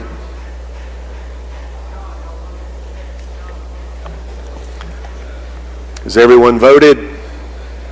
Has everyone voted? Close the machine, Madam Clerk. By vote 110 yeas, 0 nays, resolution is adopted. Anything further, gentlemen? I would like immediate release, please. All right. Does anyone object to that? Hearing none, we will follow that procedure. Gentleman from Clark, Mr. Smith, for what purpose? Thank you, Mr. Speaker. Announcement.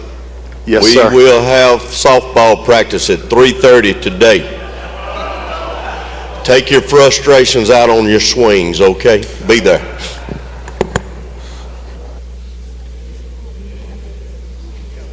Thank you, gentlemen. Lady from Hines, Ms. Butler, Washington. Thank you, Mr. Speaker. Are we ready for announcements? I can can, If you have an announcement, you're welcome to do it. I anticipate we're going to recess until 5 o'clock. okay, I can wait. Well, I'll go ahead. Thank you, Mr. Speaker. Ladies and gentlemen of the legislature, this morning, when you came in, you had on your desk a little sweet treat, and that treat comes from Alcorn State University. As you are aware, the sweet potato is now the official vegetable of Mississippi, and yes, everyone got one. We hope you'll enjoy these samples of sweet potato juice, compliments of the good folks down at our dear Alcorn State University, where the air is cleaner, the grass is greener, and the water is just a little bit sweeter. Thank you, Mr. Speaker. Thank you, lady. Bless her.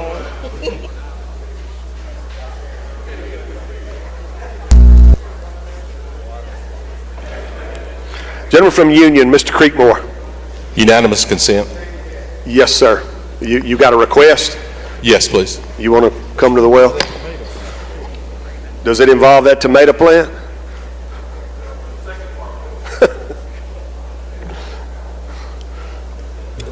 Gentleman from Union, you're recognized. Thank you, Mr. Speaker. Ladies and gentlemen, I'm sorry to keep coming back with unanimous consents, but again, this is a mistake made on the other end of the hall. And on Senate Bill 2767, I'm asking to amend lines 44 and 195, replacing the number 2 with the number 4. These refer to sections, and this is in the opioid bill, Senate Bill 2767 in the conference report. That's an explanation. Any questions on the gentleman's request? Gentleman from Hines, Mr. Bell. Thank you, Mr. Speaker. Gentleman, you yield. Yes, sir. It appears to me that the other end of the hall isn't as bright as we are over here in the House. Would you agree with me with that? I would agree with that, 100%. Thank you, gentlemen. Thank you for the question. All right, my board's lit up. Does anyone wish to interrogate the gentleman? If you do, stand up. All right, I don't see anyone on that. Gentleman's request is for unanimous consent to make those changes. Is there objection? Hearing none, we will follow that procedure. You had further work, gentlemen? If I could make an announcement, please. Yes, sir. Ladies and gentlemen, the tomato plant on your desk was gifted to us by the Mississippi Hospital Association in appreciation for the work we've done this session. And typically, as most of you know, the tomato plant signifies sine die. However, today I would ask that the tomato plant recognize that we're finding common ground, persistence, and hope. And just like the tomato plant, may our efforts in the next few days be bountiful for the state of Mississippi. Thank you. Thank you, gentlemen. Lady from Madison, Ms. Ford. Thank you, Mr. Speaker. Just making sure, we're going to continue on the motion to reconsider Yes, ma'am. calendar. Okay, you want me to go ahead now or you want me to wait? Are you next up? No, I'm not. I was just making sure. Let me get to these next few announcements, and then we'll come back to the motion to reconsider. Gentleman from Clark, Mr. Smith. Thank you, Mr. Speaker. Correction. Due to lightning, no softball practice. Thought it was the wind, gentlemen. Gentleman from Clay, Mr. Gibbs. Yes, sir, Mr. Speaker. On yesterday calendar, item 12, House Bill 1193, I'd like unanimous consent to change my vote from present to nay. All right. Is there objection? Change the gentleman's vote. All right. I don't see anyone else seeking recognition. We'll go back to the motion to reconsider calendar. I believe we were down to item 34. The gentleman from Harrison, Mr. Haney, has his button pushed. You're recognized, gentlemen. Thank you, Mr. Speaker. I'm excited and want to make the motion to move the table Senate Bill 2573, which creates the Department of Tourism. All right. Those opposed have 5 minutes. I see no one seeking recognition. If you favor the gentleman's motion, indicate by saying aye. Opposed, no. The ayes have it. The ayes have it. Item 35, gentleman from Covington, Mr. Sanford. Thank you, Mr. Speaker. Go to Senate Bill 2654 and move to table. Gentleman's motion is to table. Those opposed have 5 minutes. I see no one seeking recognition. If you favor the gentleman's motion, indicate by saying aye. Opposed, no. The ayes have it. The ayes have it. Gentleman from gentleman from Harrison, Mr. Felcher. Motion to table. Yes, sir. That's to item 36. Item 36, number 44, Senate Bill 2704. All right. Those opposed have 5 minutes. I see no one seeking recognition. The question recurs on the gentleman's motion. If you favor the motion, indicate by saying aye. Opposed, no. The ayes have it. Gentleman from Lafayette. Thank you, Mr. Speaker. Item 37, Senate Bill 2730, move to table. Those opposed have 5 minutes. I see no one seeking recognition. If you favor the motion, indicate by saying aye. Opposed, no. The ayes have it. Gentleman from Harrison, Mr. Felcher. Item number 38, Senate Bill 2741, table the motion to reconsider. Those opposed have 5 minutes. Seeing no one, the question recurs on the gentleman's motion. If you favor the motion, indicate by saying aye. Opposed, no. The ayes have it.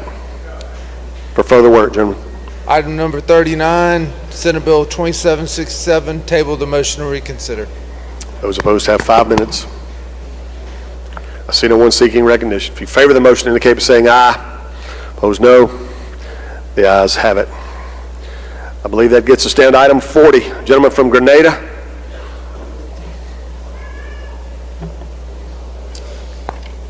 Thank you, Mr. Speaker. The motion is to table item 40 on the reconsideration. Those opposed have 5 minutes. I see no one seeking recognition. If you favor the gentleman's motion to table, indicate by saying aye. Opposed, no. The ayes have it. The ayes have it.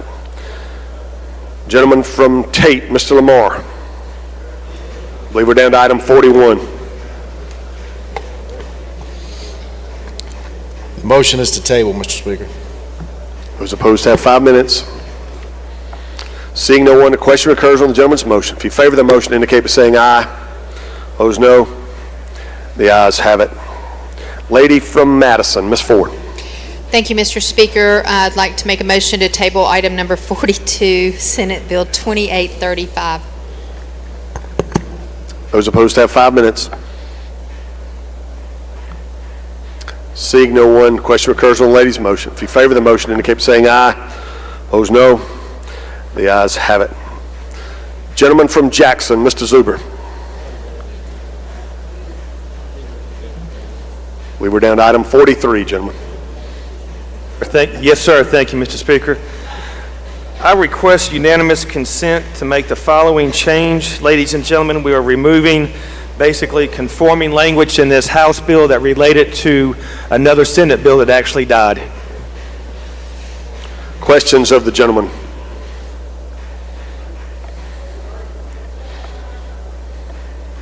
Gentlemen, they're requesting further explanation. Yes. The conforming language was in the Senate hemp bill. We were conforming it to the permit bill, which was contained in the House bill, and the Senate hemp bill died. Did not make it through the process. So we're basically removing that conforming language in this bill. Any questions? All right. Gentleman's request is for unanimous consent to make those changes. Is there objection? Hearing none, we will follow that procedure. I'm sorry.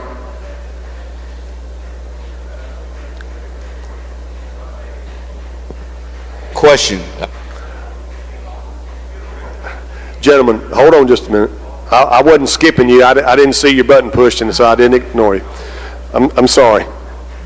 For what purpose? Just a question asked. What are the changes? All right.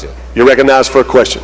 I'll be happy to. Thank you, gentlemen. The following changes will be made with striking the word intoxicating beverages, line 223 to 224, striking alcoholic beverage in 335, striking alcohol beverage in 337, intoxicating beverage, line 497, striking light intoxicating beverage 501, and striking light intoxicating beverage in line 505. Gentlemen, does this substantively change the bill? No, sir. Okay, it doesn't. All right, thank you.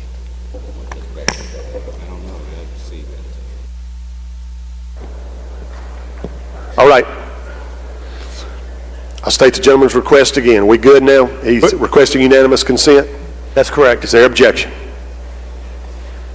All right, we will follow that procedure.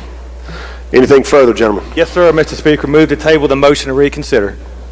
All right, those opposed have 5 minutes. Seeing none, question occurs on the motion. If you favor the motion, indicate by saying aye. Opposed, no. The ayes have it. The ayes have it. Gentleman from Harrison, Mr. Felcher. Mr. Speaker, go to item 44, Senate Bill 2886, and table the motion to reconsider, please. Those opposed have 5 minutes.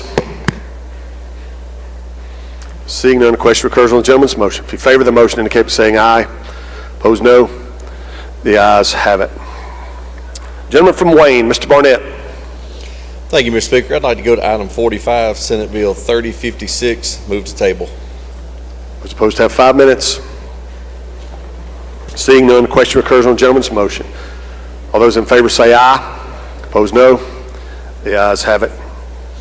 Next item, Senate Bill 3258, move to table. All right, we're at 3257, gentlemen. Did you want to skip it? We're at item 46. Item 46, Senate Bill 3257, move to table. Those opposed have 5 minutes. Seeing none, if you favor the gentleman's motion, indicate by saying aye. Opposed, no. The ayes have it. Next item, gentlemen. Next item is number 47, Senate Bill 3258, move to table. Those opposed have 5 minutes. Seeing no one, if you favor the gentleman's motion, indicate by saying aye. Opposed, no. The ayes have it. Next item is 48, Senate Bill 3061, move to table. Those opposed have 5 minutes. Seeing no one, question occurs on the gentleman's motion. If you favor the motion, indicate by saying aye. Opposed, no. The ayes have it. Next item is number 49, Senate Bill 3265, move to table. Those opposed have 5 minutes. Seeing none, question occurs on the motion. If you favor the motion, indicate by saying aye. Opposed, no. The ayes have it. Next item, gentlemen. Next item is number 50, Senate Bill 3269, move to table. Gentleman's motion is to table. Those opposed have 5 minutes. Seeing none, if you favor the gentleman's motion, indicate by saying aye. Opposed, no. The ayes have it. Our last item is number 51, Senate Bill 3275, motion to table. Those opposed have 5 minutes. Seeing none, if you favor the gentleman's motion, indicate by saying aye. Opposed, no. The ayes have it.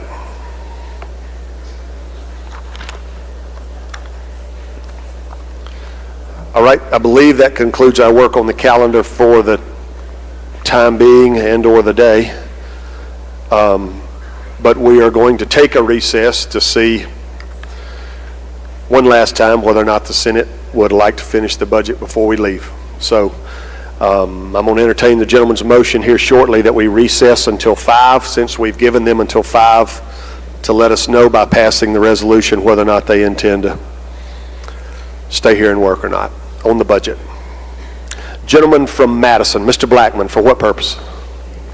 Thank you, Mr. Speaker. I need to request unanimous consent to change my vote, my yea vote, on yesterday's calendar, several bills, starting with Senate Bill 3056, from a yea vote to a no vote, so not a nay, but no vote. And also, in addition to that, Senate Bills 3061 and 3269 from yea to no vote. All right, is there objection to changing the gentleman's vote? Hearing none, we will follow that procedure. Not voting, not voting. To not voting? Yes, not voting, not a no vote or a nay. Just okay, I'm sorry. I believe Madam Clerk's got you correct. Thank you so much. Is there any much. objection? We will follow that procedure. Thank you, gentlemen. Somebody was trying to vote you out of here, wasn't they, gentlemen?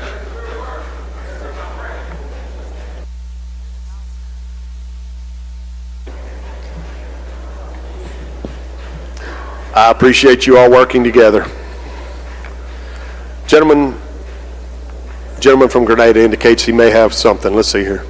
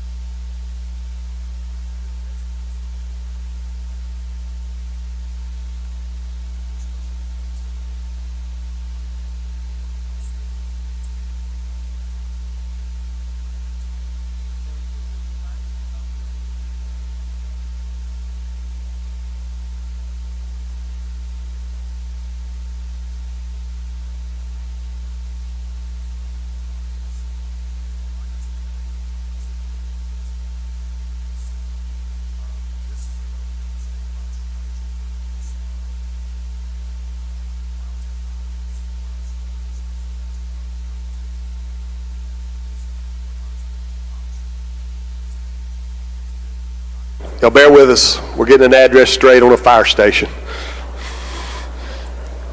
These are important.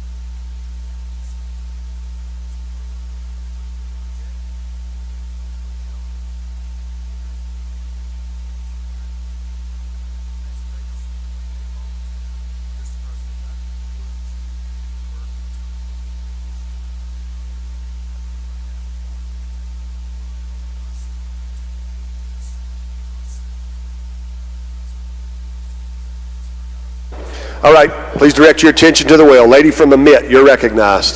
Thank you, Mr. Speaker. Ladies and gentlemen, for House Bill 1131, the conference report, I have a request for unanimous consent to amend on line 817 by deleting the word "Govan" and inserting the word "Van Dorn." We're just changing the location for the fire station, and that's an explanation of the request for the unanimous consent.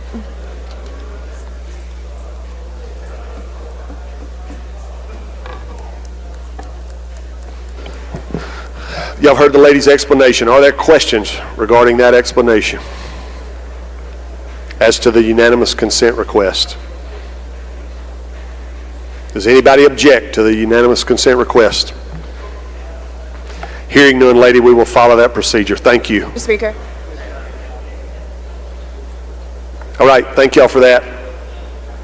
We will entertain a motion to recess until 5 o'clock. Gentleman from Rankin. I move that the House recess until 5 p.m. tonight. Gentleman's motion is the House stand in recess till 5 p.m. If you favor the motion, indicate by saying aye. Opposed, no. The ayes have it. House stand in recess till 5 p.m.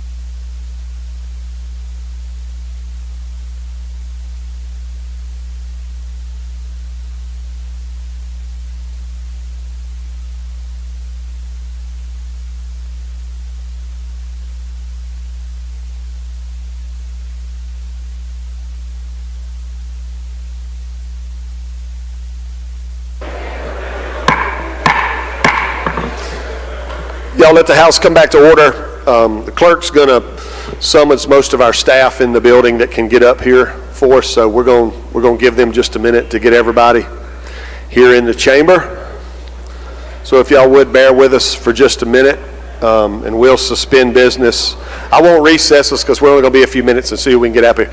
Gentleman from Marion, Mr. Morgan, for what purpose? Introduction out of order. Yes, sir. You recognized.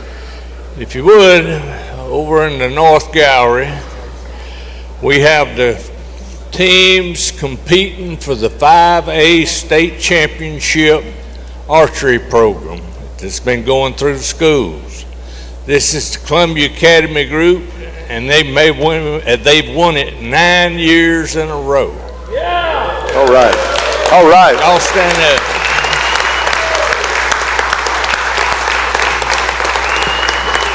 I'd like to commend them for what they've done, and they've been looking at the Capitol and made a few pictures, and they was just this way, and I told them to swing on by and we'd take care of them. Congratulations on all your success, coaches. Congratulations, and thank you all.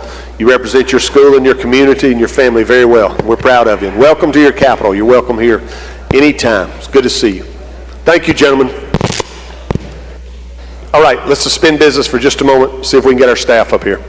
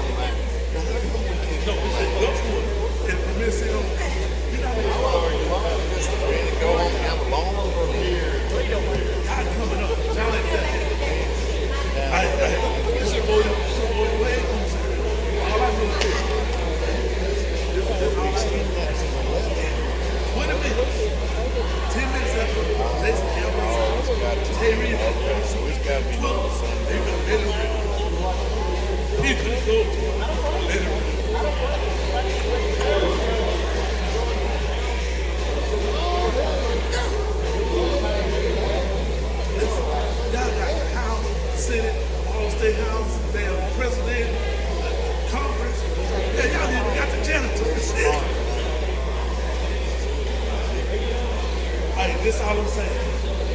We got applications. Everybody want to be Democrats. Y'all come on. We got a spot for you. Oh, I understand.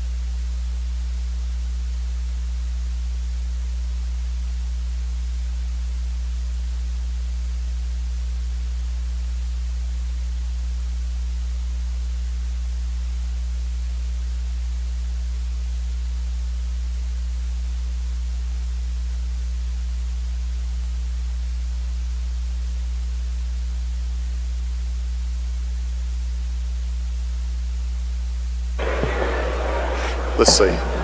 Are we waiting?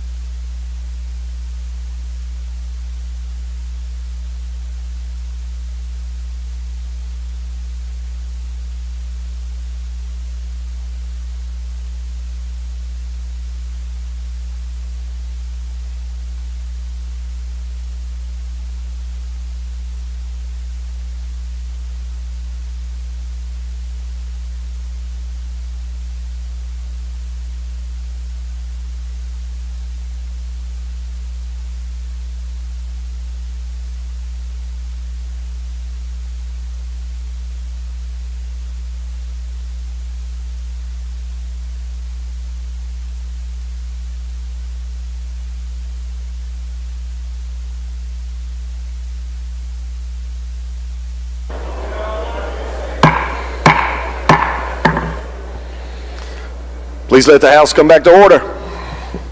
We welcome all of our friends and colleagues around the Capitol to the chamber today. It looks good with y'all circled around. So welcome to your chamber. We're glad to have you here. You're the reason it functions and works most days. So you're welcome here on the House floor with us as we get ready to conclude business for the year, for the 2025 regular session. I've got a lot of people I want to thank. Before I do that, lady from Madison, Miss Ford, for what purpose? Thank you, Mr. Speaker. I inadvertently missed on the conference report on Senate Bill 2271, where the House members were removed from the Ways and Means Committee and the Public Utilities Committee. Therefore, I request, with unanimous consent of the House, to reconsider the vote by which the House voted to table the motion to reconsider on Senate Bill 2271 earlier today. All right, that motion was today. It was in this day today. Yes, sir.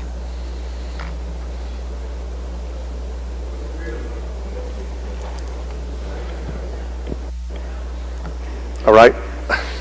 I see we've got a question or an inquiry. Gentleman from Adams, Mr. Johnson.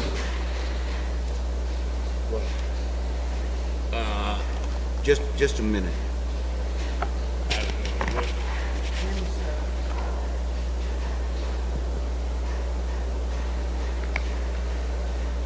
What's Oscar's bill? Can you come back to me, Mr. Speaker? Thank you. Yes, sir. The lady's requesting unanimous consent for an item that she tabled on the motion to reconsider calendar today. She's asking for unanimous consent from this entire body to reconsider that vote whereby the motion to reconsider was tabled. That would be very narrow limits within the chair, but since we are in the same legislative day and we are still here and hadn't adjourned, I'm willing to allow it if there is indeed unanimous consent. I don't know, somebody maybe gentleman from Adams maybe want to find that item. I don't know. I'm okay with, I don't have a problem with the unanimous consent. I have a motion to reconsider issue. Okay, I'll get right to you. Thank you. Let me get right to you. Does any member wish to object to the lady's unanimous consent request with regards to this item?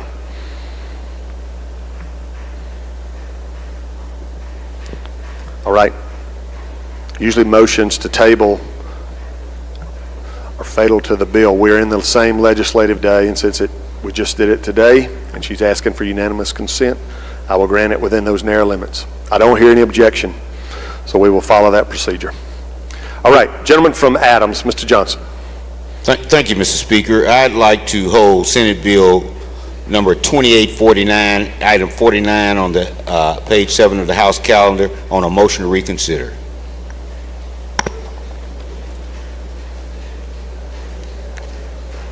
What is that? 2849. That's the labor bill.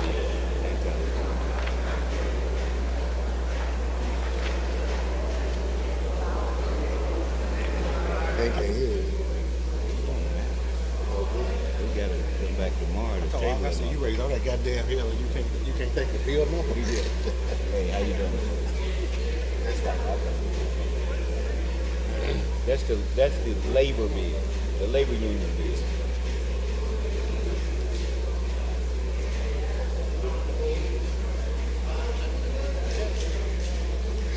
Gentlemen, just be sure I got you right. Yep, I think everybody else has got it, and I don't. The in-conference general bills, item 10, Senate Bill 2849. You want to hold that on a motion to reconsider? Yes, sir. I got you. Thank you.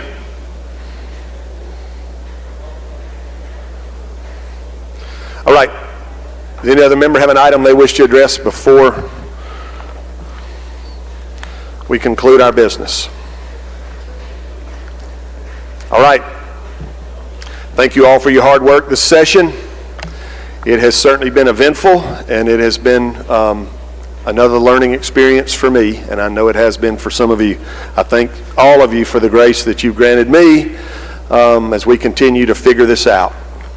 I thought we've worked on almost every day in good spirit, and even when we didn't agree, we kept the disagreements about the disagreements and about the policy, and it wasn't personal. And so for that, I want to say thank you as well. Let's recognize and thank a lot of people who help our days go mostly smooth as far as they can help us with. And I want to start with our visitor services. I believe just during this legislative session, they have welcomed over 7,000 visitors from January the 7th through today. And that starts at the very top with Miss Brenda Davis, who's our curator of the Capitol grounds, Miss Ashley Kensis, who is our director of, did I get that right? All right. Director of Visitor Services, Stephanie Ward, who's our Assistant Director of Visitor Services, Kathy Broom, who's with us during session, as well as Sharon Anderson. They have done an outstanding job this session, and folks brag on them all the time. The ones that end up in my office or that I bump into, they brag on this crew right here. So I want to thank y'all for your hard work this session. Let's give them a round of applause.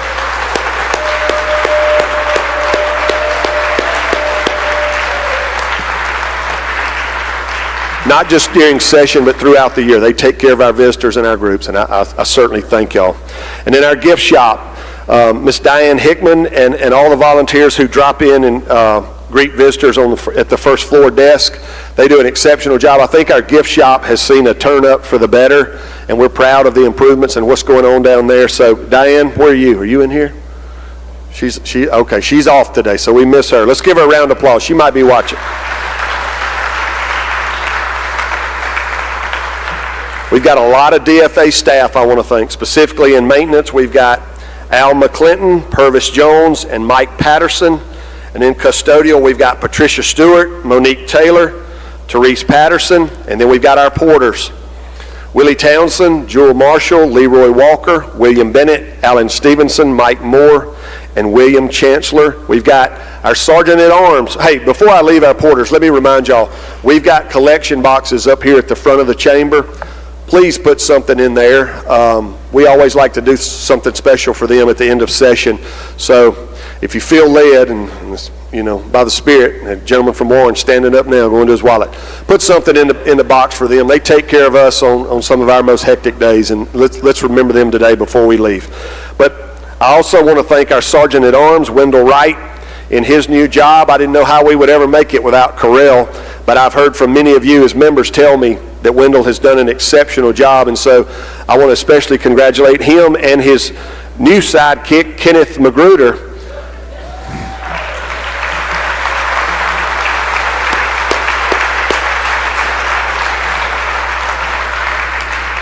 And Mr. Winford Crane. Where's Winford? I don't see Winford. I see Wendell and Kenneth, and I thank y'all for your service. And Winford, thank you for your service as well. In the accounting office, the folks that take care of the checks.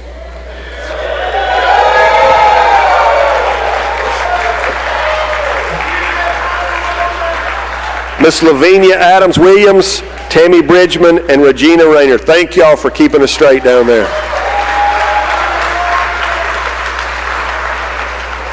Our writing clerks, y'all may not know this, but we have two writing clerks specifically for our Journey Memory Letters, Miss Juanita Dennis and Margaret Pickett. We need to thank them especially for all of their work getting those out.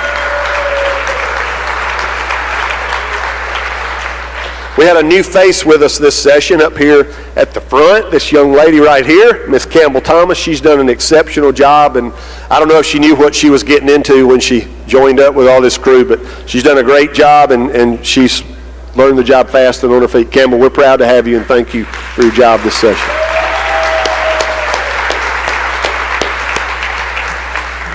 We had some exceptional head pages this year, y'all. They've got super bright futures. I'm excited to see what they do in the future. Mr. Jacob Venuti, Arlesia Gilson, Renee Dye, and Valencia Green. They're awesome.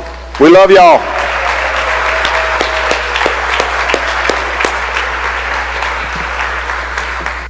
In printing services, Mr. Doug Beckham and his crew with Pete Vest, Cameron Mabry, and Rhoda Barnes. Thank y'all for all your hard work keeping us straight. Thank you, Doug. Thank you. I still like mine printed out on real paper, and they keep us straight with that. Our IT services, and Lord knows I need their help regular, but Brent Knopper, Benjamin Eubanks, Larry McGee, Carlos King, David Norton, Noah Stonecipher, what are we saying? Stonecipher? I'm sorry, buddy, I left my glasses in there. And Spencer Griggs, thank y'all for your hard work and getting us straight.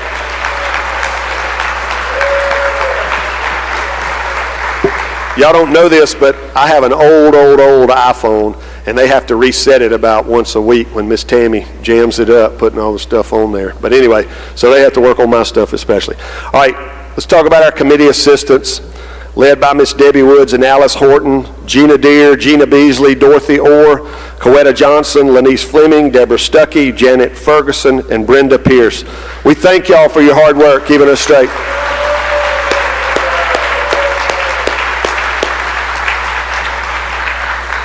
And our elbow staff, led by Miss Leanne Robinson.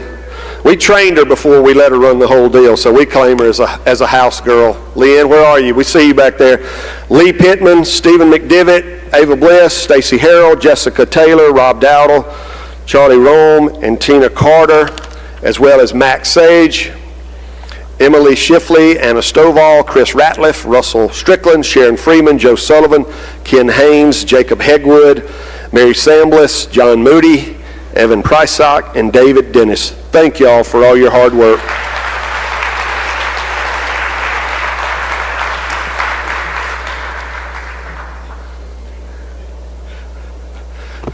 And they do a good job of telling us what the numbers really are, not what we want them to be some days. And Leanne says, you can't do that. This is what it is right here. The number is the number, but they keep us straight, and I thank them for that.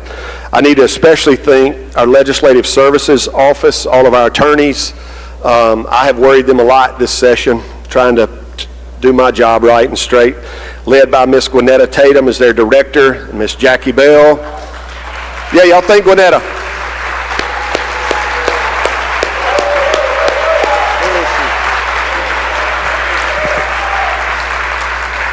I want y'all to stand up. Miss Gwen, y'all stand up. Jackie Bell, Tammy Corcoran, Ronnie Frith, Dwan Johnson, Aaron King, Rhonda McGinnis, Una McKenzie, Brianna McKinley, Kelsey Page, Bart Sperry, Mary Catherine Sperry, Tiffany Ward, and Linda Marshall. Y'all please stand up.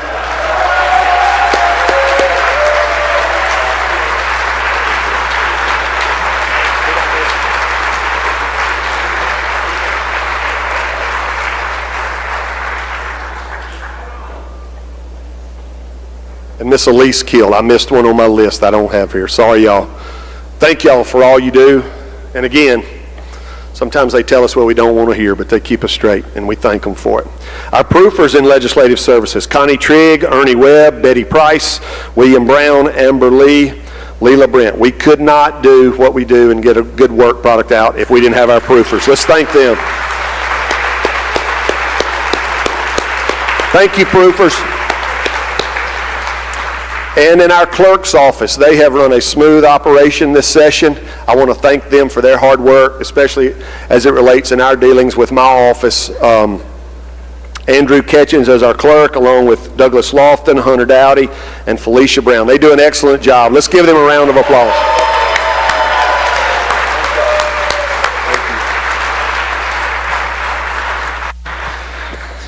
In the Pro Tem's office, Miss Cassie Haygood, she not only keeps the Pro Tem straight, she keeps rules and management straight, and all of that is a full-time job. So we really need to thank Miss Cassie Haygood for all she does.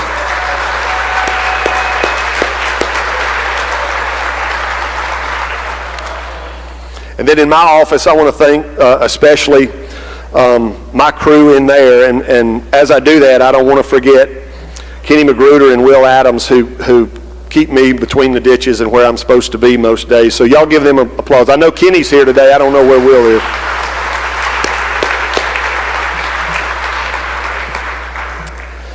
And specifically in my office, Mr. Clark Wise, our Chief of Staff, Taylor Spillman, Tammy Cowart, Cole Butler, Jimmy Cockroft, Sarah Bailey Jones, and our beloved intern this session, Mr. Hayes Puckett. Thank y'all for all your hard work.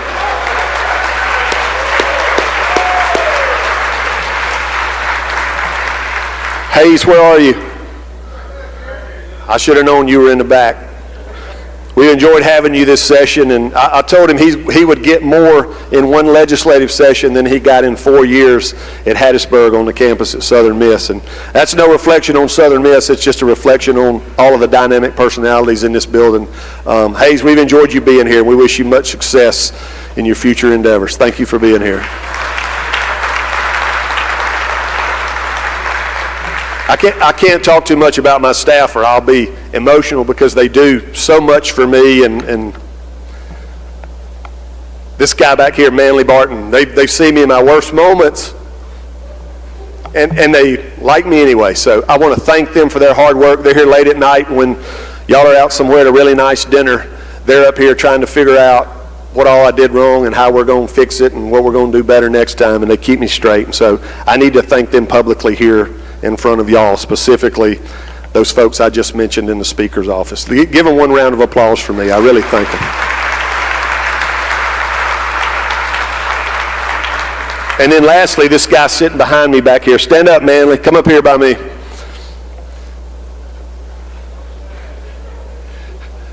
You know, it's always an adjustment to the ego when you realize that everybody loves the Speaker Pro Tem more than they love the Speaker.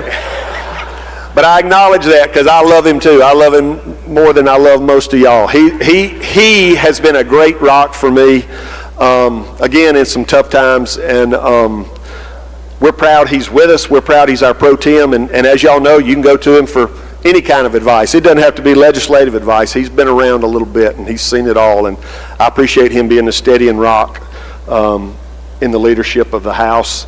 He's had a good session. He was crowned King of Joy on the Mississippi Gulf Coast. And you can take that as far as it'll take you, Manley, but I appreciate all you do for us, and thank you for being here. Thank you.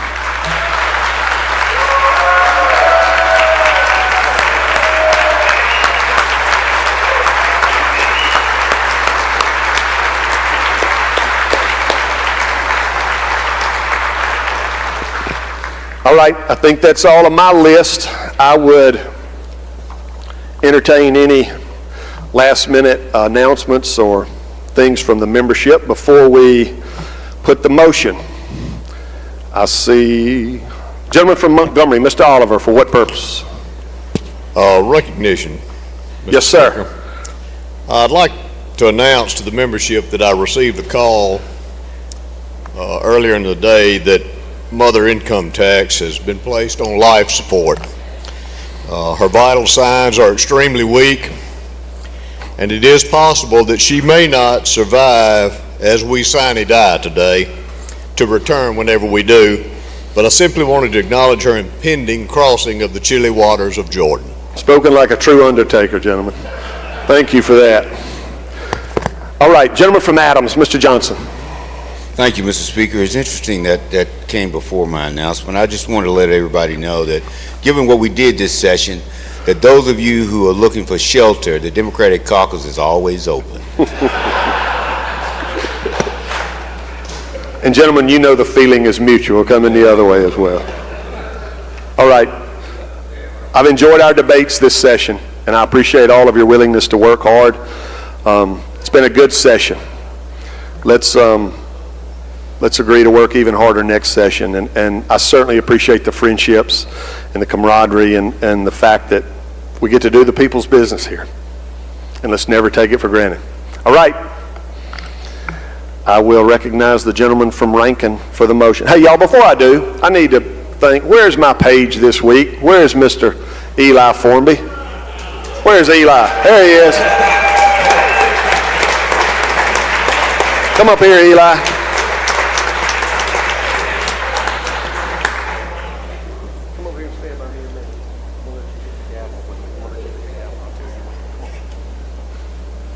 Eli's done an exceptional job paging for me this week and for all of y'all. He's not a newcomer, he's a veteran. He's done it a few times, and he grew up here at the Cap with his dad, who used to serve with us before he left us for bigger and better things. So I appreciate y'all giving him one more round of applause. He's had a great week this week with us.